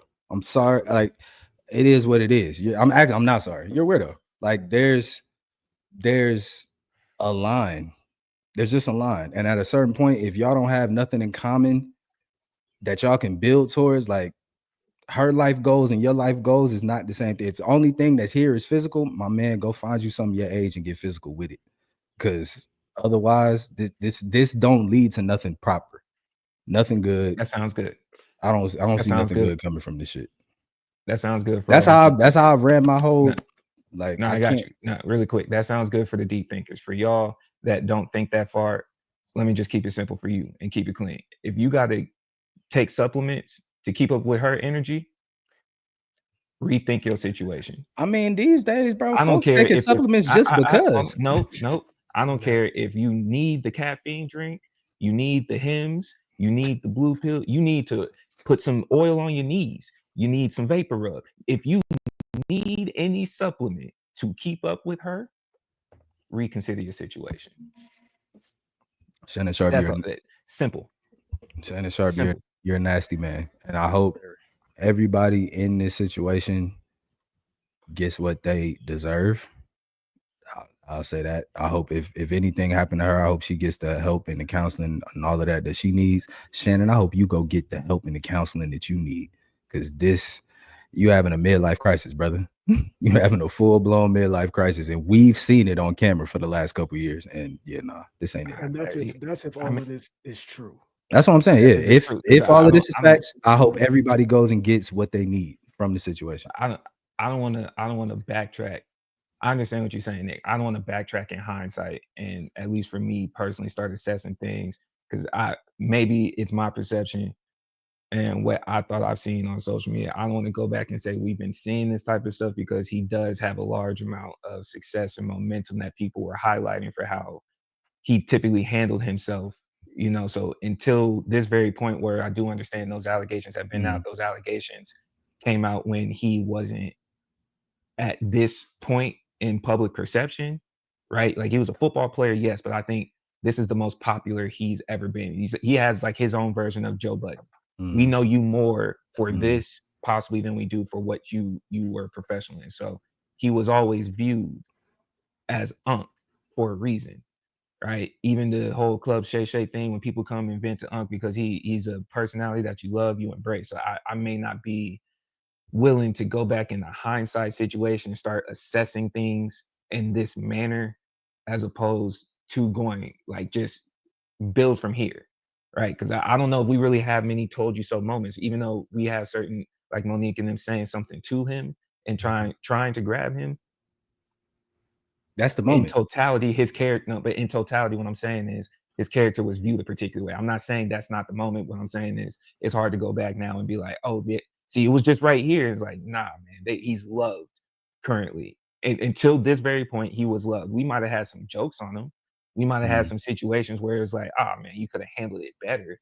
But his character really wasn't like that in question, is what I'm saying. However, with all that, you a nasty man, Papa. You a nasty man, Papa. And I think that's where we do have to do a better job. Let's keep it moving, man. Let's keep it moving. Separating personalities. Peace, Like peace, and some of these people are just personalities, bro. You know what I'm saying? Like sometimes you got to separate the personality from the actual man, and I think that's where we kind of get lost in all of this. We start to begin to think that these people that we maybe love or feel like we know them due to, you know, seeing them being as open as you think they are. Like, right. Sometimes you truly do have to separate the character of Shay Shay or Shannon Sharpe from, like, no, this is a whole nother person, bro. Yeah. Like, right. You don't know what people do behind closed doors and how they move. So stop having expectations for these niggas, man. That part too. Definitely that part too. All right, cool. I guess I think that wraps up. We can wrap up there with that. Does this expand into any other relationship talks? Because this is a public perception that created, even off of him, it didn't create, it revitalized that conversation that happens at least 3-4 times a year because of examples like this, of the age and the buzzword of predatory, all that stuff. I mean, Any added thoughts? I think we kind of covered it. Like, my play is just date around your age range. Like, date around your age range and don't none of this really affect you for real. Like, I don't see a purpose in being an older man going to be around young women other than you have a understanding and a power dynamic that is beneficial for you. Like, go kick it with somebody on your same level. Like, that's just how I always looked at it. So I don't, with the predatory shit, it's like I get it, because you 56 and surely waving around your bag too. Like, that's the other piece too. It's like, y'all be this age with the success and all of that, and then waving around the money to attract them, and then trying to use that as the controlling aspect. And it's like, come on, cuz what we do, because a woman your age or that don't need the bread, she ain't gonna be moved by that shit. I think we got to keep it clean though. I don't believe that predatory only applies to one side, and I'm not even just specifically speaking in his situation. It's always whenever that is used in situations like this or in context, it's only applied to one party or one individual, and it's not to excuse or save anybody when talking about this. But one action that's being highlighted does not dictate the entire relationship, because at the same time, we would also be asking, what is a 19-year-old doing with a 56-year-old? Is she looking and based for a on bag? some of the stuff that she was said, so predatory do go both ways. Percentage-wise, on who it weighs more on, we can always have that talk. But be honest in that conversation of, it's not just one side, and it's not always assumed. And I'm not. I get you, but this is I get you. I'm just saying, but even in that, it's like, if you the older party, the responsibility is on you to make sure how that situation is about to go. So, like, I'm never gonna be looking at a 21-year-old like, well, why was you talking to me? I'm a grown ass man. You know what I'm saying? Like, the weight of how the word is used is something that could be a conversation. I understand what you're saying. I'm more so on the side of it's rarely, from what we have seen examples of, 100% on the other side, right? Just, or 100% on one person's side. And I think that's a conversation that's not often had, if at all. It does go both ways. So in an effort to get past just the court of public opinion, going off of, even as Rose said, and what we know, a lot of allegations. And so if we're working with the allegations, or we'll take that word off the table, if we're working with the gray area of a lot of unknown, then don't make your conversation so acute to the point where you think you're talking facts. If it's as open in our lack of knowledge, it's also as open in the conversation. So don't just, that's where I'm saying we should keep it clean on that, because don't just dive into a bag. I get the age, I'm not taking that away, but it does go both ways. There was a lot of actions. You saw what she was saying. You saw whether it be talk or whatever the case may be, you're making cognizant decisions. Yeah, And for if there sure. were flags there if we can acknowledge that there was flags there for both sides, and both sides also had an opportunity to walk away, I'm still not disputing the age. We would put more credence or expectations on him for being older, for sure. For sure. That's where I sit with that. Like that's but the and only it's thing I also see the with same way we highlight Monique tried to grab him and people that tried to talk to him. We can also highlight there's a possibility she wasn't working dolo. She had advice too. She would have people in her life too, is what we can also potentially apply to her. You know what I'm saying? So that's all I'm saying. Keep it clean as far as, especially when we start using particular words. Yeah. Right. So especially when we start using particular words as cheap, like, you know, yeah. You know what I'm saying? And like, even whether she does or whether she doesn't, what I'm saying is, if we get to the point where we're using what we know as damning words, predatory is a damning word. Whether you get found not guilty or not, that word is going to stick to you. So those words that will pretty much create the situation that he's in, if we're going to utilize that, make sure you're having a clean playing field and assessing the situation before we go specifically to something that will hold somebody down probably for the rest of their life. Now, Ray, hold on. Because I'm going to answer your first question before that. And let me just say this. Fuck all that. Let's really keep it clean. This predatory nature, you old niggas, y'all don't know how to get women in your age range. You don't know how to talk to women in your bracket. What you need to do is go outside, go get some reps in the gym, go and try to date women, because you're a failure at dating women your age. You've always been. So your best bet was to go to somebody who's younger than you, who doesn't really have the mental capabilities as you, and who's more successful or more capable of being manipulated by you. That's the real problem. You niggas can't go get nobody that's in your age group. That's why everybody, Monique, Cat Williams, that's why everybody been telling you this. Hey, go get somebody that's your age, because it's more relatable. You know it's not relatable. You can game these younger people, and then you're using your money because it works even more. Oh, I ain't even really got to talk. Her flash. No, go outside, because that's the nasty nature. Because Ray, the same way you saying these women or these younger are using predatory back, there's choices. His old ass had a choice, and he wouldn't be in this if he didn't make the choice to go deal with somebody that's almost 3 times younger than him. That's where we really got to be at with this. Like, and that's why I get that. But we really got to put the problem on him, because if he didn't indulge and engage, it wouldn't be here. A woman that's 35 could have did the same exact shit. That's very true. Like, the situation could still be the same. Like, you the situation could have happened with someone that's 55 like him. Yeah, I mean, it's not exclusive. And now we talking could. You put yourself at in a bad situation for it to happen. The probability. That's the thing. It's like the probability of this going is higher because of her age range. Like, granted, if a 35-year-old could be trying to get him for his bag, a 55-year-old could be trying to get him for his bag. If somebody trying to get you, they trying to get you. If they're trying to get you, they're trying to get you for sure. But I know, just my own self, a 19-year-old, she is not too many options for the reason why she here other than a bag. So it's like, at that point, the responsibility is yours to sit and be like, even if she is being predatory towards you, protect yourself. Think, use your brain. I think trying to run right there eliminates the conversation, which is why I brought it up. Because if it's just, it relies on the men. It relies on, if she has to be predatory towards something, right? And if there's not an arena of this already happening, there's no conversation about this. If we don't have a situation where old men or more successful men, whatever, have a preference for dating younger women, there's no thought process. There's nobody coaching you to be like, oh, you can just go shoot up there and go get your bag. That doesn't happen if the men up top ain't sitting up there like, yeah, let me just go grab this little 19-year-old. That's Leonardo DiCaprio. That's all of y'all. Everybody that do it. And that's exactly why I brought up what I said, because it went right back to just assigning it to a one-way thing and just assuming that every time that situation happens, it's predatory, because it's not. We also know a lot of relationships where someone older dated somebody younger. I'll be more specific to Ev's point. A older man dated a younger woman and they were both happy. So are we just assuming manipulation every single time that happens? Or are we keeping it clean and saying this does happen?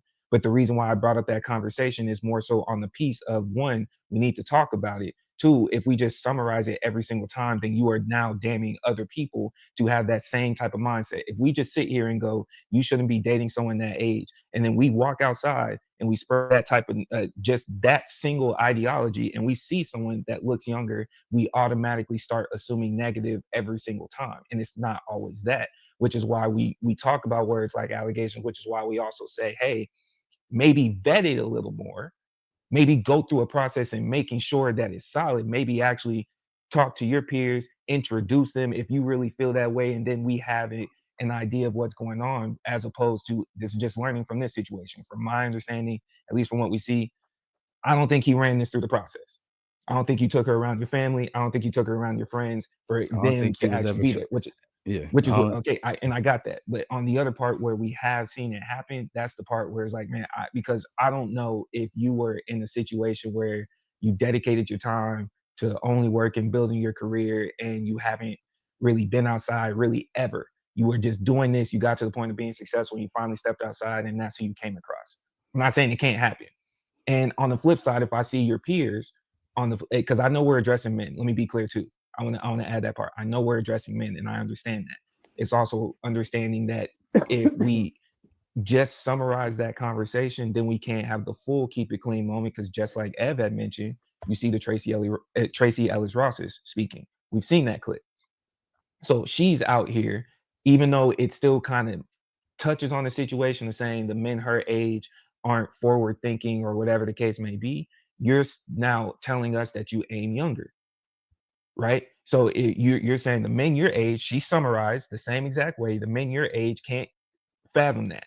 So we would be sitting here telling him to date his age, even though he might be in the wrong. And then we would turn around, and if they say thoughts like that, which is why we need the conversation, if a lady says a thought like that, we'll be telling the men to date up, or that's okay for them because the women were okay with it. Is that what we're doing?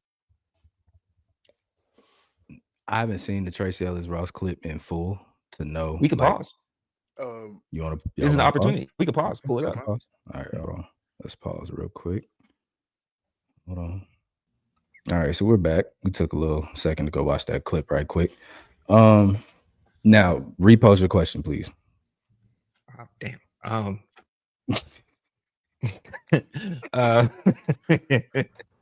right.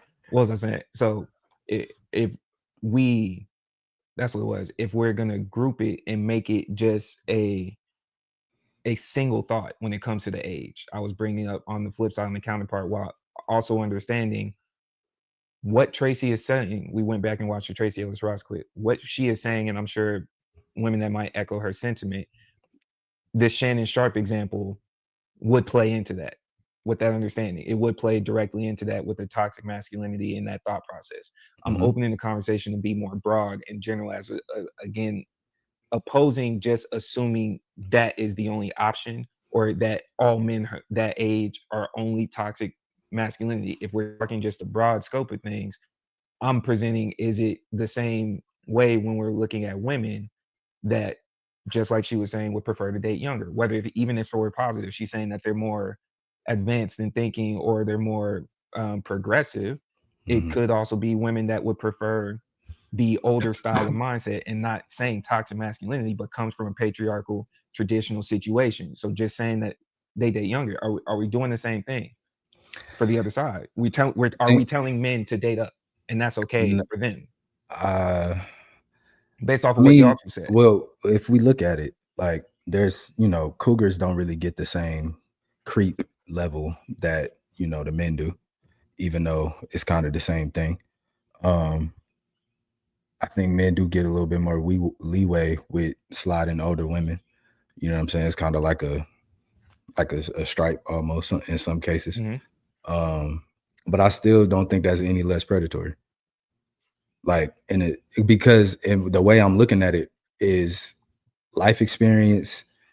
In some of these situations, the money that play a part in it, the wisdom that you have, like all of these things play into how you deal with somebody. And if you are 50 dealing with somebody that doesn't even have half of the time you have on earth to put things together, and then understanding like folks' brains ain't even fully developed yet, and to me, I don't care if it's a woman doing it to a younger man or an older man doing it to a younger woman. I'd look at it all the same. Like if there's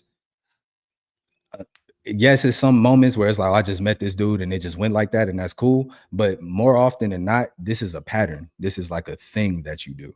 And for me, if you cannot find success dating unless it's 30 years under you, that's an issue for me. 20, 30 years, like, yeah, I can't. I'm not rolling. Just personally, I'm not rolling. And in my point that I was making, that is the kind of extent. Because, like I said, when you grown, it kind of when I say grown, but when you in your 40s and 50s, the numbers kind of get skewed differently. Because if you 50 with a 42-year-old, a 8-year gap in that sense that's you both are two fully grown experienced adult. live. You dig what So I'm saying? it looks way better than a 2028 1927. That is a very different landscape of it. And that's what I was going to say with the Tracy Ellis Ross point that you were making. She didn't her falling grace in that is that she didn't say an age. She just said younger men. So she could be talking about somebody that's 43, 42, because that is a different generation from the men her age. So that's the saving. And in that regard, I don't see an issue with that. Like, I don't see that type of younger, older conversation, because it's different in that. Where does the progressive mindset? Where do y'all feel that age? Like what generation? Like if you're going to say millennial or Gen X, Probably whatever, what us. generation or age gap do you feel the progressive mindset really was a push? Probably how they dictated, I think, and how it seems, I think it was probably be like that.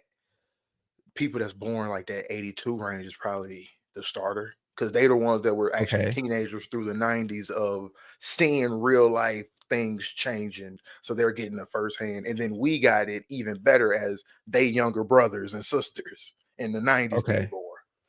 So Because we got it 42 with and technology. down, give or take, 42 and down is what she's talking about. I would say actually 80. So I would say 80 because it's 2025. So I would say 1980. So that'd be 45 and down. Wait, no, if you're saying the millennial age started in what year? Oh, Since if we're doing numbers, because you're saying what her falling grace was, she didn't specify an age, which is why I asked my question. So if we're going with the progressive thought that she is talking about, and we're to specify the millennial age because that's younger, she's 52, and if we're saying that's 82, 84, whenever that age 81. bracket was, It's 81. 81. Okay, so And we know by that clip she So wasn't 44 talking and about down. anybody in their 40s. Like, Thank you. let's stop So bullshit. if we're What was she if was she I'm going talking off- about? if- hold on, what Do I'm y'all saying, think she was 'cause if talking I'm about going off of what 20-year-olds? Ev said, Do y'all think she She was was talking talking about about people that were and 40. I'm responding think specifically so? to what 30? I'm responding. No, I'm responding to what I Ev. think she was talking let about me. a significant gap. But I I'm don't know saying, that. like, let's. I don't know that. Mm. Here's what I'm gonna say. I'm responding to what Ev said. He said her saving grace was she didn't put an age. What I'm responding to that is she did specify progressive thinking. So if we're agreeing that progressive thinking started with those that are 81 or younger, 81 or younger, that's the year, which will put you somewhere in your early. If I'm 33, so that's 10 years older than me, that puts you at 43 at best. So she's starting off saying you're going to be 43 or younger. I definitely think she was talking about some 30-year-olds, probably. And so in that exact moment is why I bring up that conversation. Why would you assume it different for a man that you wouldn't assume for her? But but in my stance, I'm still looking at it the same way. Like if it gets. Listen to how you're saying it though. I'm assuming she's not going younger. I'm assuming that it was within you're giving a cushion that you didn't apply at all to the man side. Well, see, with the man side, there is none of that context there. Right. Like we get the man side, the No, context that we have is they I trying to moved fuck it off him. of Shannon. I moved it off of Shannon. Oh, okay. Okay. Yeah. So Pete, if again, I said I look at it the same way either way though. Like I don't, if you 52 and you only dating 30-year-olds, That's saying only, and that's where you know what I'm saying? Like that's where I get like if it happens, cool. Yeah. But if it becomes a situation where it's like this is my bag of debt, it's like what's going on over And I'm there? tracking. Because when I I made want my to say statement really quick. Across the board for me. Like Hey, really quick, Ed, my bad. I want to add this. I can't fathom dating clean it up. Clean it someone up. more than 5 years. Like it's insane to me to even process that, bro. Like Ridiculous. my eyes don't work that way. But at the same time, I leave the context of I know I was shooting up and had success shooting up. I have classes I passed in college shooting up. So I can't necessarily mark that, but at the same time, hold on, keeping it clean. I can understand looking back on it now where I could have been taken advantage of just as well. But it was me. I have to be in keeping it clean. Yeah, but that's the thing. But that's the thing. It's like when you're the vulnerable party, even if you see the play of like, well, yeah, I wanted to do X, Y, Z, it's like, bro, you may have the capability to say like, I'm grown and I understand what I was trying to do. That's what I was looking for. But it's like, still, regardless, there's a person that go ahead. I don't think it's still regardless. I don't think it's a but. I think it has to be acknowledged in the same breath of I was vulnerable but cognizant. Yeah, I was aware. There's still that's all I'm getting to. I don't want to distract too far from again nasty man. I'm with you. Right, but what I'm more so on that part of the lack of the across the board accountability. I was vulnerable but cognizant enough to where it was like realistically I knew better decisions could have been made. Yeah, or you're just saying two things safer can be decisions, true. or that's what I'm trying to get at. That's why I was like, before we start assigning, especially words like predatory, creep, those things that we know are permanently damaging, permanently damning, and it only applies to one side of the fence in the usage that we typically see. That's all I'm getting at. My usage goes for both of y'all. It goes across the board for all you. So I'm just opening that conversation again. Okay. Nasty man, Papa. Nasty man, Papa. You a nasty man, bro. A nasty man, Papa. But just making sure us keeping it clean amongst men, because what I also want to get at is if we're addressing us and what it's like in the dating pool, especially highlighting the millennial age, the progressive thought process, older man, internet, all this other type of stuff. We in our age bracket have more or less been going through the change and growing process as we got older, right? So as we turned adults and got to the age that we're at now, most of this stuff was brand new to even everybody. All the people are learning it at the same time. So I want to leave that conversation there for those that are getting into the game now, because we all also admit we don't want to be outside right now. We see what outside looks like. It's a scary place. You're better off having one woman. Everything is tricky right now. It's a scary place. We came from an era where we still remember what it used to be like, and that's why it scares us right now. And we were the change. And we're looking at it like, whoo, boy. So for those getting into it, before, just making sure you could actually have a conversation and chop it up and like get into that bag. Don't lock yourselves into one thought. That's just Ray speaking. That's why I opened the door. You watching us do it here. Make sure you use words for words and have full-on conversations, because that's what Unc didn't do. That's what the old heads didn't do. And as us that changed it, and he wasn't prepared for our changes, y'all learn from us. Have some talks. Have some fair talks. All right. So that'll do for. Take his phone. Please. Take his phone. Take his phone. Stop grab his phone. Stop tweeting. Stop doing interviews. Shut up. Get off of Instagram. Grab Shannon's phone. and throw it. You should don't Put do him no in more timeout. nightcaps. No more He nightcaps. did one last night. Yeah, like all of that, like no nightcaps. And drop the episode with Terrence Crawford. Hey, You man, gotta chill we out, should bro. be allowed to put adults in timeout. Can we bring that? Can we make them put their nose in the corner? We should be allowed. Go stand in the corner 2 weeks. Just go stand in the corner. He And talking I'll let about you know. he talking about I'm gonna be back. I'm gonna be back when the preseason starts. Let me tell you something, Shannon. Let me tell you something. You will be nowhere near an ESPN office. Okay. The same way our parents used to tell us when you would ask, like, how long am I in trouble for? Till I feel like it. We should have a moment. Till I say so. Hey, we should get to have that moment with the old heads. Just go stand in that corner. Till I say so. Till I say so. Hell. All right. That's keeping it NFL though.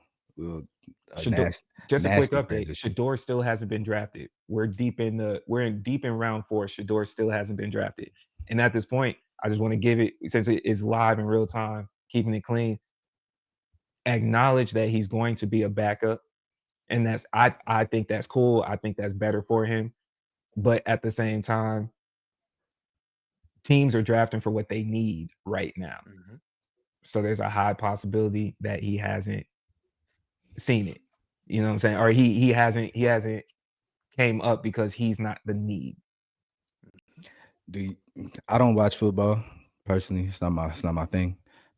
So I'll just ask y'all, is this crazy or is this like, is it understandable? Well, let me backtrack really quick. My bad, cause I realized this was an off-air conversation. We hadn't started yet. So let me introduce it. Yeah, that's what I was about to do. And then my bad. I was trying to keep it. Yeah, pardon self. So we are talking about that Shedeur Sanders, who was a projected first-round draft pick, has still yet to be picked up in the NFL draft that is currently going on as we speak. He wasn't the first round, he wasn't the second round, and at this point, he wasn't even the third round. We are currently in round 4, live in real time, and he still has not been taken off the board. So if you're unaware, if you don't watch football, you're not really sure what's up to date. He's the son of Deion Sanders. Deion Sanders had an illustrious NFL career, one of the best cornerbacks ever to play for numerous teams, and he is a high-profile player. Prime Time was his nickname. He was a high-profile player, a personality, played both multiple sports at the highest levels because he was a baseball player as well.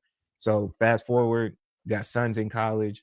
Son plays for him. He has coached his son since he was a kid, all the way up through Colorado University. And coming into this draft, even from last year, we knew that he was supposed to be a first-round pick, and it didn't happen this year. So the current topics that are going on with it.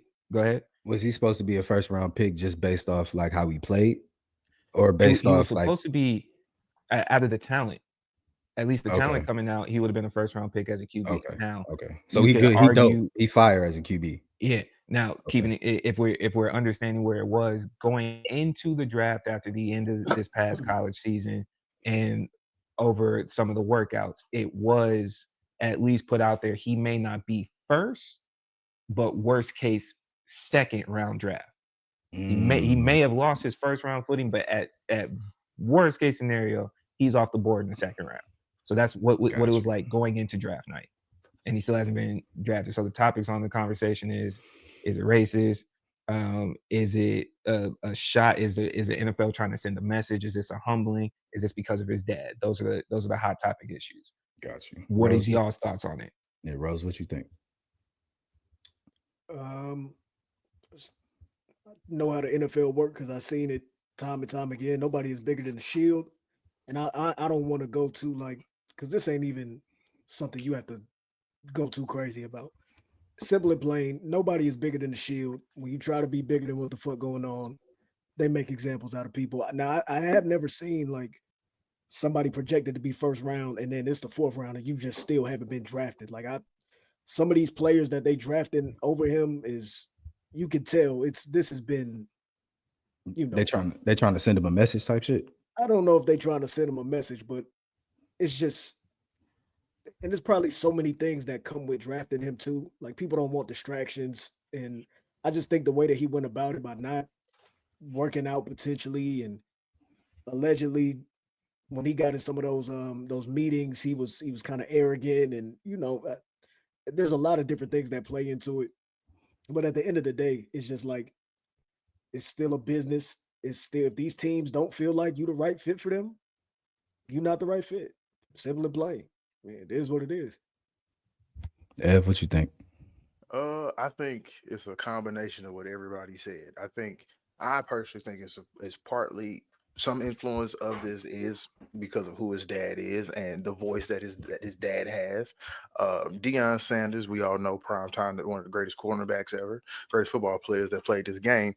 He's also a head coach. He's also on TV a lot. Like he's an active tweeter. He's a person who is a boisterous person in the NFL. Well, I don't think someone wants to draft the child of whose father has a voice and who has some influence behind that voice. Because if he says something and it picks up steam, it can make fans could echo the same sentiments, and those sentiments could not be true, or they could be biased towards the child towards his son when it's not the benefit of the organization that's drafting them. So I look at it as that part, and then I look at it when I say of it's the draft of what these teams need as well right now, because how I've always looked at it, it was only what 3 or 4 teams that desperately needed a quarterback in this draft, and we've seen in the first round, it was what 3 teams. It was the Titans. It was the Steelers needed a quarterback. The Giants needed a quarterback. Well, 2 of those teams took a quarterback. The only team that kind of didn't was Steelers. It took a defensive tackle, and so that was one of the first dominoes where if you didn't take the quarterback that you needed because you filled a hole somewhere else, well, okay, that means that it was a necessary thing to get those other positions filled. And that's the problem you have with a quarterback. It's only one quarterback that can start every team, unlike all the other positions. So if you have your quarterback, or if you found your quarterback in this draft, as Ray said, you're drafting now for solely backup and depth. And with quarterbacks, now, like Ray said, if you drafted a quarterback now in these later rounds, you have your QB1, you probably have your QB2 as well in your system. So you're literally just looking at a young guy that's going to just fill a roster spot and be a backup or emergency quarterback, or someone that you just want to develop, And someone he that you not know is going to sit. and he not going for that, as it seems.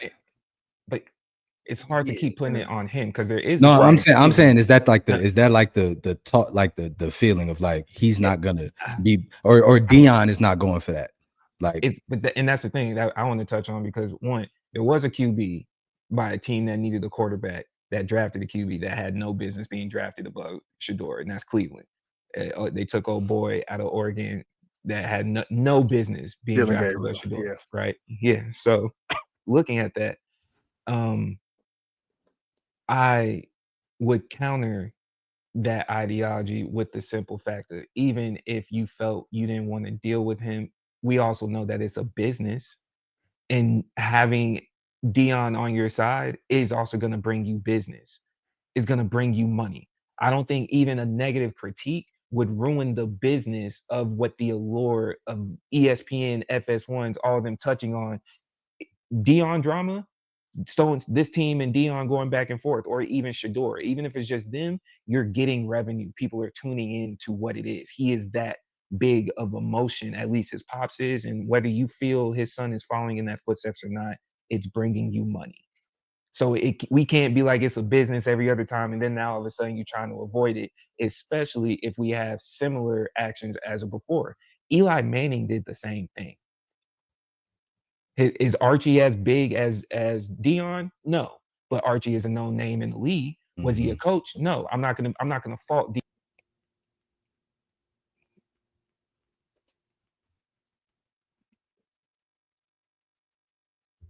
I think your mic went out. Yeah. I thought it was my headphones. Yo. Yeah, you good. Now you Yeah. Okay. Yeah. I'm not gonna fault you for. I'm not gonna fault Dion for doing more than what Archie did. Right. So we saw Eli do the same thing. Said he refused to play for a team altogether. Even we told him ahead of time before they drafted him. went out again.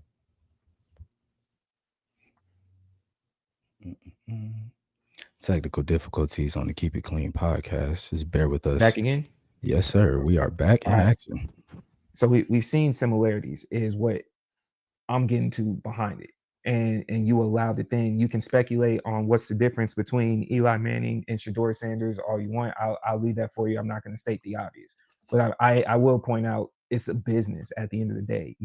That jersey's going to sell. We know that. Mm-hmm. Shedeur's jersey was going to sell because you're just hoping, even with his potential of having that name, that if he just does decent, you get a fan base. The same thing we saw with Colorado. That's where it's hard for me to just go with, yeah, man, it wasn't some extra stuff behind it because he was going to get the money. We saw who turned out just for the first few Colorado games.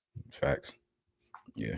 When he wasn't a name, he was just his dad's son. When he hadn't done nothing in college, we saw who turned out there. I can understand the play. Cam Ward, clearly a better QB. To me, you could debate with the second one taken, Dylan Gabriel, no.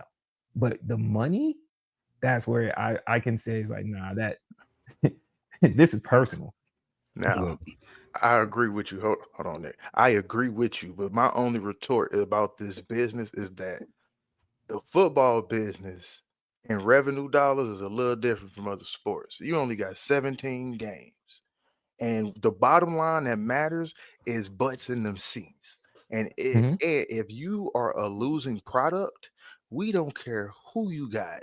Dion, because and that's why I say because NFL fandom is different. Like there is really no fair weather when it comes to that, like other sports. These are diehard NFL fans. If Shedeur gets drafted to a team where he has to start and you're losing, they're not pulling out to come and see a losing product like that, even if just because it's Shedeur or it's Dion's that's involved. That's where The I kind of Browns retort. filled seats, the Raiders filled seats. No one Yeah, that's cares what I was about gonna it. say. Like, The you know only what I'm saying? thing Like I'm gonna there's push certain back on teams that, where it you is know the But they're now I'm NFL trash. saying though. not, but You're I'm gonna make saying money not be regardless. I'm saying no. I'm saying but the additive of a Dion or a Shedeur isn't a big enough reason to bring them in. It's No, not a but big it enough is reason. because it's only a positive. There's many draft picks that we know. Same thing that when we were talking about Brownie, right? There's many draft picks that we know good and well. You were drafted in a particular round. We may not hear from you by the end of this season, right? We know that happens in the game. But if I bring someone in that is going to get me money, even if it's just for this season, the name is going to get you money. Whether he doesn't start and people have to put him in and then you go try to get tickets just to see his debut, or he's doing bad and then you take him away and it's like what's going to happen next, but you still got people to come in to watch him. It's still the business. I get that. I just look at it because of the fact it's a limited opportunity because of the amount of game. That's the only reason why I look at it differently like that. Like when you and that's why I say you can't really use basketball because it's 82. You got 82 games, like, and then they got the call up, like what you said with Bronny. Well, Bronny was playing in the G League if he wasn't playing in the NBA. So that's where that support and fandom and money was being really generated. You don't get it's only one quarterback that's starting. They not gonna Tracking. dole out. They not doling out to come sit and watch the games if he ain't a starter. Like they're not just, Okay. you know what I'm saying? And that's I'll why I wrap it up say like that's that bottom line. Because then if they are losing and they put him in and he bad, it's not an additive to let's go run because that's the fandom part of it. They're not rushing to see I him hear if he sucks and they losing. If they I'll winning, wrap it up they like this. balling. Yeah. I'll wrap But it up that's like my this on my end. There's certain teams where non-casual football fans have no idea who their QB is. There's certain people that don't even know who the non-top 5 QBs are right now. If it's not Pat Mahomes, might mention Josh Allen, Jalen Hurts, the certain ones, Lamar. Okay. Once you get out of 10, it's whoever's starting. And them teams still get seats filled. You at least know this man's name. Whether it be through his dad or it's going to still have some, even if he's playing bad, if he's not playing, that money still comes. That's the one thing about football. Them seats are still going to be filled. Even if it's like, damn, they suck. I got some cheap seats though. So let's just go to the game. That's the allure of football that you're always going to get. It may not be the same with basketball and that. So there's still certain things, at least to me, where it cushions the blow or you only benefit in drafting him. It gets to the point where the business side, we can argue talent, but that business side, come on, man. For sure. All right. Y'all draft Shedeur Sanders, man. Get him on the team. You know what I'm saying? It's greatness. It's greatness. Get him on the team. I wanted to talk about this, even though it kind of cleared up already.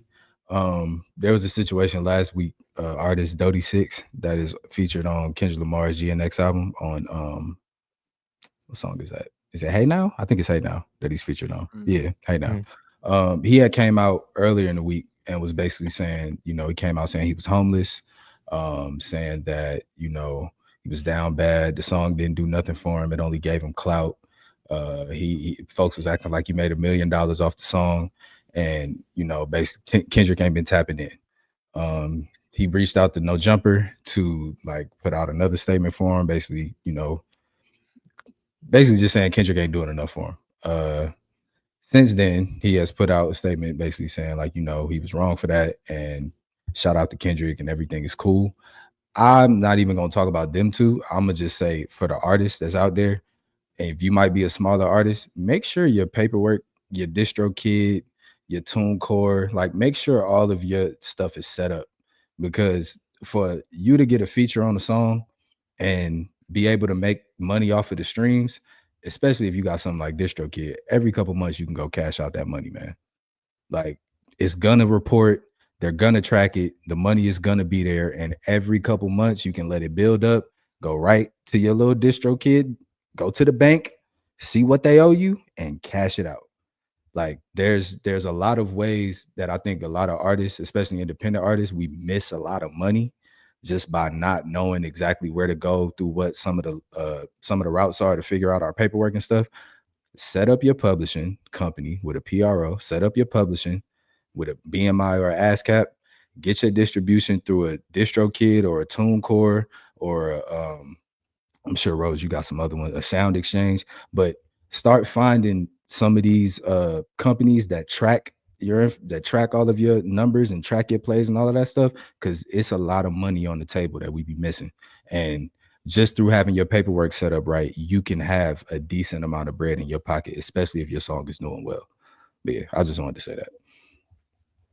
Rose, you had anything you wanted to add as another independent artist? No, I don't want to regurgitate what you said. I mean, at the end of the day, it's still a business. So if your I's ain't dotted and your T's ain't crossed, you can't blame another grown man for you lacking something. You know what I'm saying? You got an opportunity. You got an opportunity, and you weren't a big, or you still not a big artist currently. You got an opportunity, and now you try to blame somebody else for your circumstances and your, even in the song "Big Dog Business," I will not hold your hand. Like Facts. you know what I'm saying? He Facts. told you, like, I'm not gonna hold your hand and walk you through this, motherfucker. I give you the opportunity because AZ Chike, like, he going up right now. Mm-hmm. You know what I'm saying? Hit a J3 going up right now. Yeah, going up. So Ray Vaughn going up it's right always now. your job to take what somebody give you and just push it further. But if Mm-hmm. you always pointing the finger, that's in anything, not just music. That's in life in general. Somebody can only give you an opportunity. What you do with it is on you. Facts. It's a fact. All right, that's cool. I ain't want to belabor that too much. I just wanted to say for the artists that's out there, like, if you do get a record that's going crazy, have your, like, just for example, like with the homie Ben, shout out the homie Ben Riley. Ben Riley is an independent artist. I done made a couple of his beats, and those songs, like some songs off of those projects took off, which helped the songs that I produce also take off. If I ain't have my paperwork together, I'd be missing thousands of dollars. So like, just have it all set up, put it all together. It take time. It's annoying. It's aggravating, but do that admin work, man. That admin work, it'll save you a lot, and it'll keep you straight in some dire times, for real. I guess it's just interesting from the fan perspective. I just wanted to add really quick, man, because we've seen so many other artists that have been a part of this West Coast, this new wave of West Coast, whether you were on the GNX album or not. Because I was telling Nick yesterday on the phone or the day before, I was like, man, I'm even seeing Lefty Gunplay just be it all through my timeline, and I don't know if he was even remotely close to being the better rappers out of anybody that had to do with this movement at all. So he's going up. We see the Ray Vaughn dropping a mixtape, is going back and forth with Joey. We seen the J3s, like we're saying. So that I think as a fan perspective, it's like, man, I wonder what happened to where you couldn't capitalize on this opportunity that we're seeing from these other artists, But yeah, I think it go back to what Rose said. Like sometimes, people think the look is enough. You know, it's like a lot of times, a lot of people think the look is the play. Like, oh, I got the feature or I got the room, I'm straight, and they just gonna live off of that forever. And it's possible if you got that paperwork together. You know what I'm saying? Like, it's some songs that go so crazy, you might be able to catch a smooth bag off of that for the rest of your life, for real. But it's like only if you have the paperwork together, only if you went through those back channels and made sure your distribution was set up, made sure your publishing was set up, because it pay out quarterly. You know what I mean? Like, it pays out quarterly. That's a sign to show that even if you got the tap, that doesn't mean stop working. Exactly. And Facts. that's exactly what I was about to say, because like I was gonna mention when you said Lefty Gunplay said 6 words on that song. That's it. Them 6 words. And then he started pushing his music out, and he got a deal. At least from the videos that he's putting out, he got a deal like a week or two after, because he started putting videos and songs out right after. And that's and I'm not trying to compare him and Doty, but just that as an example. That man used 6 words and hit the ground running. And it's really that big dog business. I will not hold your hand, for real. Like, get out there and make it happen, man. So that we can wrap that there. Last joint, I'm gonna end on a light note. I got a hip hop question though. Oh, what's up? I got a hip hop question. As our athlete turned rapper connoisseur, Rose, I wanted to ask you, I'm still supporting Amon's music. Shout out to you. How do you feel about Kadarius Toney? After winning 2 Super Bowls, he said he retired from the NFL. He's a rapper now, goes by Young Joker. What's your thoughts, man? I know you be playing all the athletes' music, you be giving them love, working on their publishing. I just wanted to see if you got some feedback from my mans, bro. I just did talk about this with the homie the other day. The athlete to rap pipeline is disgusting. It's the waters are very muddy. We need to cut the pipes, man. Cut the pipes off. Yeah. Turn the water off, and brother, go start a gym. You know what I'm saying? Like, everybody ain't got to rap, man. That's all. That's all I can say to that. I know it's fun, my nigga, and it's cool, but the pipeline is mud in there, bro. It's mud. Y'all are messing up the population, bro. Y'all messing up the ecosystem, for real. You don't got no nice ones? Like, can we name 5? And Kevin Durant is decent. Kevin Durant is decent. Dame is cool. KD is decent.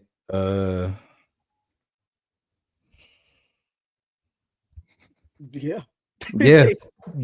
Isaiah Stewart put out a fire. Well, that's not rap, so I take it back. But that song is good though. That song is good though. I'm not privy to all these athletes rapping. Why? Because me either. I turned the pipe off. Like, I don't want to hear it.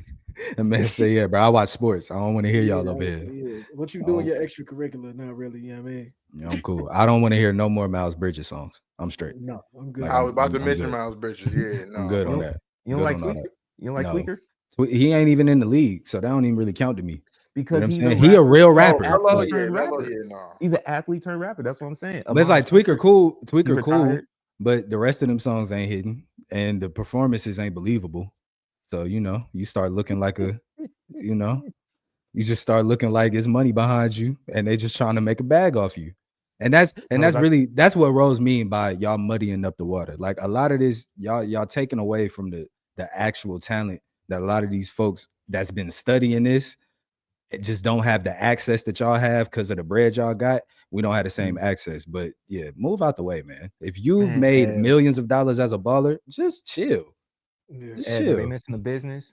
These two could start a management company, get them right, put them in the dojo, work on their bars with them. I'm not writing no, man. I didn't say write for him. You already write for Cassidy. I'm trying to say y'all could manage them and like. You gonna stop this? You gonna stop this? You know, you're gonna stop this. All right, this is gonna stop. Hey, for y'all that don't know, Nick is currently in the lab with Cassie. There's a boiling Cassie versus Twerk battle coming up, and so he been in the studio, he been in the dojo, he been in the Cassidy write battle raps in the studio. Stop it. I don't know. Cassidy might. Stop it. Cassidy might. He might. You were there. I wasn't there. I don't know that man.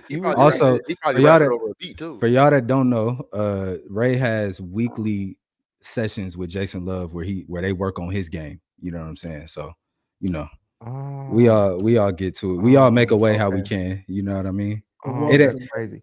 Hey, Nick, you want to talk about what popped up when we were trying to watch that battle on your screen on Yeah. your internet timeline? Yeah, What for was sure. it that was popping Anytime, up, huh? anytime you doing a bootleg, anytime you bootlegging something and you hit the little X to exit to watch the video, it's always some Mhm. wickedness that's gonna pop up. It ain't got nothing to See, do with all me. my ads, all my ads have something like they trying to sell something because the ads are still based off your algorithms, No, right? they're not. So if the No, ads are they're still not. based off your algorithms, No, they're not. most of Brother, my, listen, you're talking to a professional torrent thief.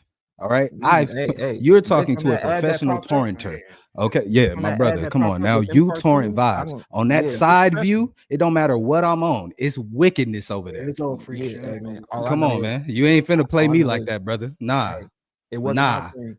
So when the cartoons start popping up, he talking about real life. When the cartoons start popping up and it's looking freaky, that none of my Look, ads bro, look like that's the bootleg. That's the bootleg. What you want me to do? none of my bootlegs ads, none of my Look, bootleg man. ads look like that, man. Hey, look, That's all man. I'm saying. I'm You happy can for argue, you. Jason. I'm That happy for hentai you. stuff, you went a little far, man. I was like, Nick, hey, he brought I back would freakiness. listen. For a quick second, he brought back freakiness. I'd much rather be in the animated vibes than the real. But That's anyway, nasty. we ain't That's even going. nasty. We ain't. That's You're talking nasty. about Jason That's Love. nasty. I'm talking about Jason Y'all gonna Love let here. him get that off? You're He talking rather be about in the Jason anime Love vibes here. than in the real? Y'all gonna Then let him get that off? then Jason Love, absolutely. he's saying. I You mean, let him I'm watch saying. cartoons? I I'm ain't gonna lie. He's saying you looking for the real meat. I'm with Nick. you're So he's wilding. supporting cartoon freakiness? That's not y'all are nasty. You're Hey, wilding Unc, for that. You're That's wild for that. That's what you're Unc, saying, though. That was Unc, That's what you're crazy. you saying, got two though. more in the nasty man pop out. Unc, you got two that just joined you up That here. was crazy. But That's that ain't crazy. that what you saying? That's why you I saying you mean, looking yeah, at the that anime. high key, That's what you're saying. Exactly. high key. I'm saying if you're gonna put something on my jacket, if it was between seeing some hentai or doing sessions with Jason Love, put me on the hentai vibe, please. That's all I'm saying. I'm not gonna be nowhere with the Jason Love. I still don't know why you know his name, but we'll move past that. You know what I'm saying? We can move past that, brother.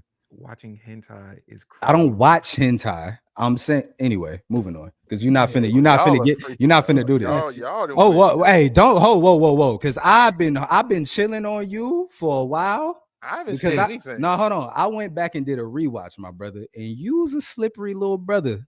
You's a slippery little brother. I'm not Because you said Pause. you said I'm a Twitter corn aficionado.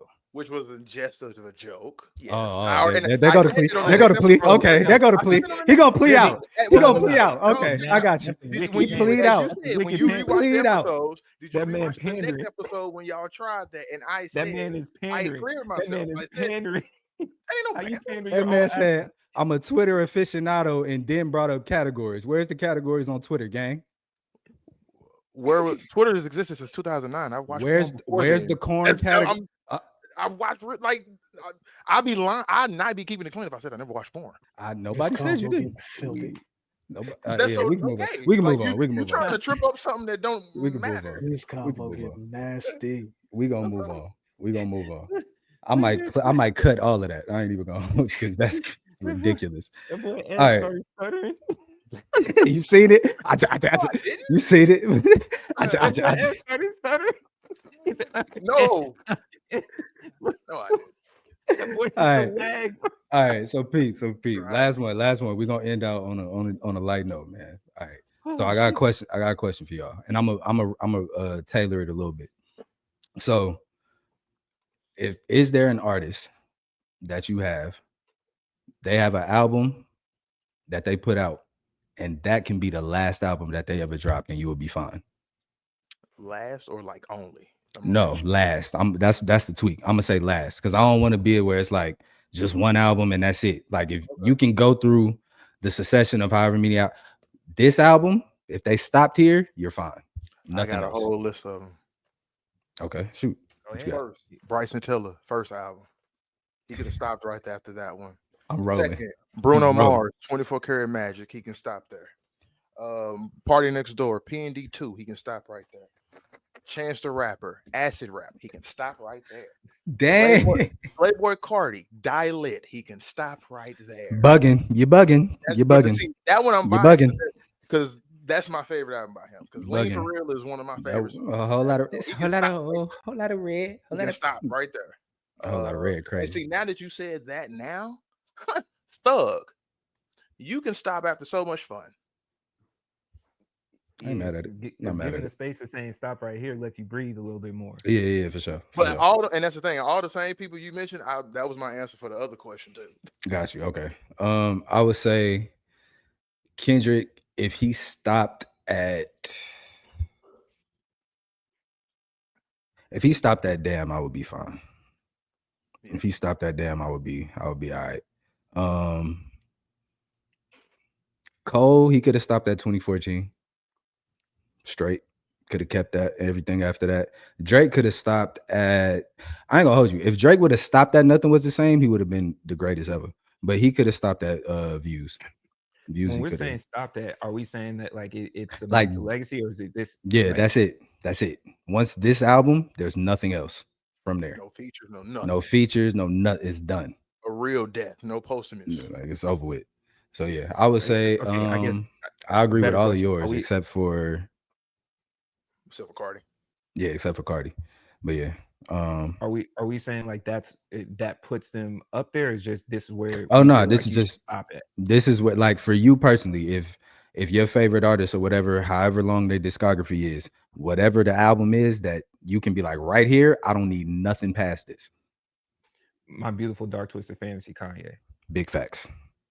Big facts. I'm with you. What you Black got, Rose? Album, Jay-Z. Really? Yeah. Black Album? Jay-Z. No, never. Black no 444. You don't need it. Black Album, Jay-Z. I don't need a 444 either. Do I need anything after the Black Album? Because a lot of what you feel about 444, even on the re-listen or it aged with time, reasonable doubt, he's still giving us game similar to that in his own particular way. So if you're looking for that style of rapping, he has it throughout a lot of his raps. After Black Album, no death of auto-tune. You never, like, none of that. Auto-tune didn't die, so what was the purpose? That's true. That's a fact. You tried, it didn't so work. No Blueprint 3, no American Gangster. And that was the trick one for me. Gangster. That was gonna be the trick one for me. But guess what? Kingdom Come is before that, so that was a yeah. I feel that. American Gangster isn't better than Black Album. So, and I have that as one of my personal, if not my personal favorite Jay album is American Gangster. But overall, like what Black Album was, you could have stopped right there. I'm with you. You got any more?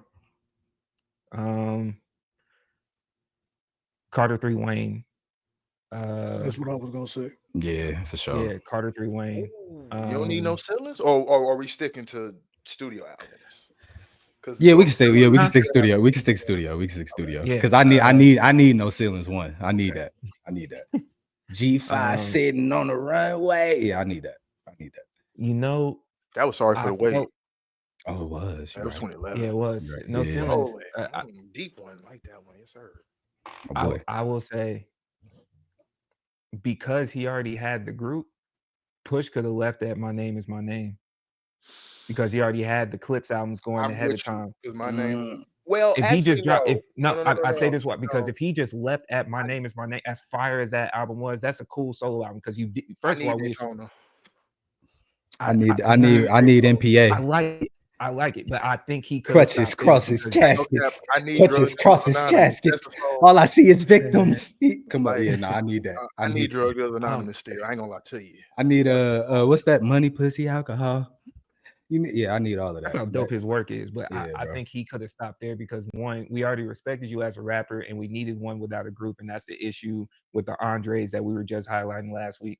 Push. I gave you your album after giving you diamond work.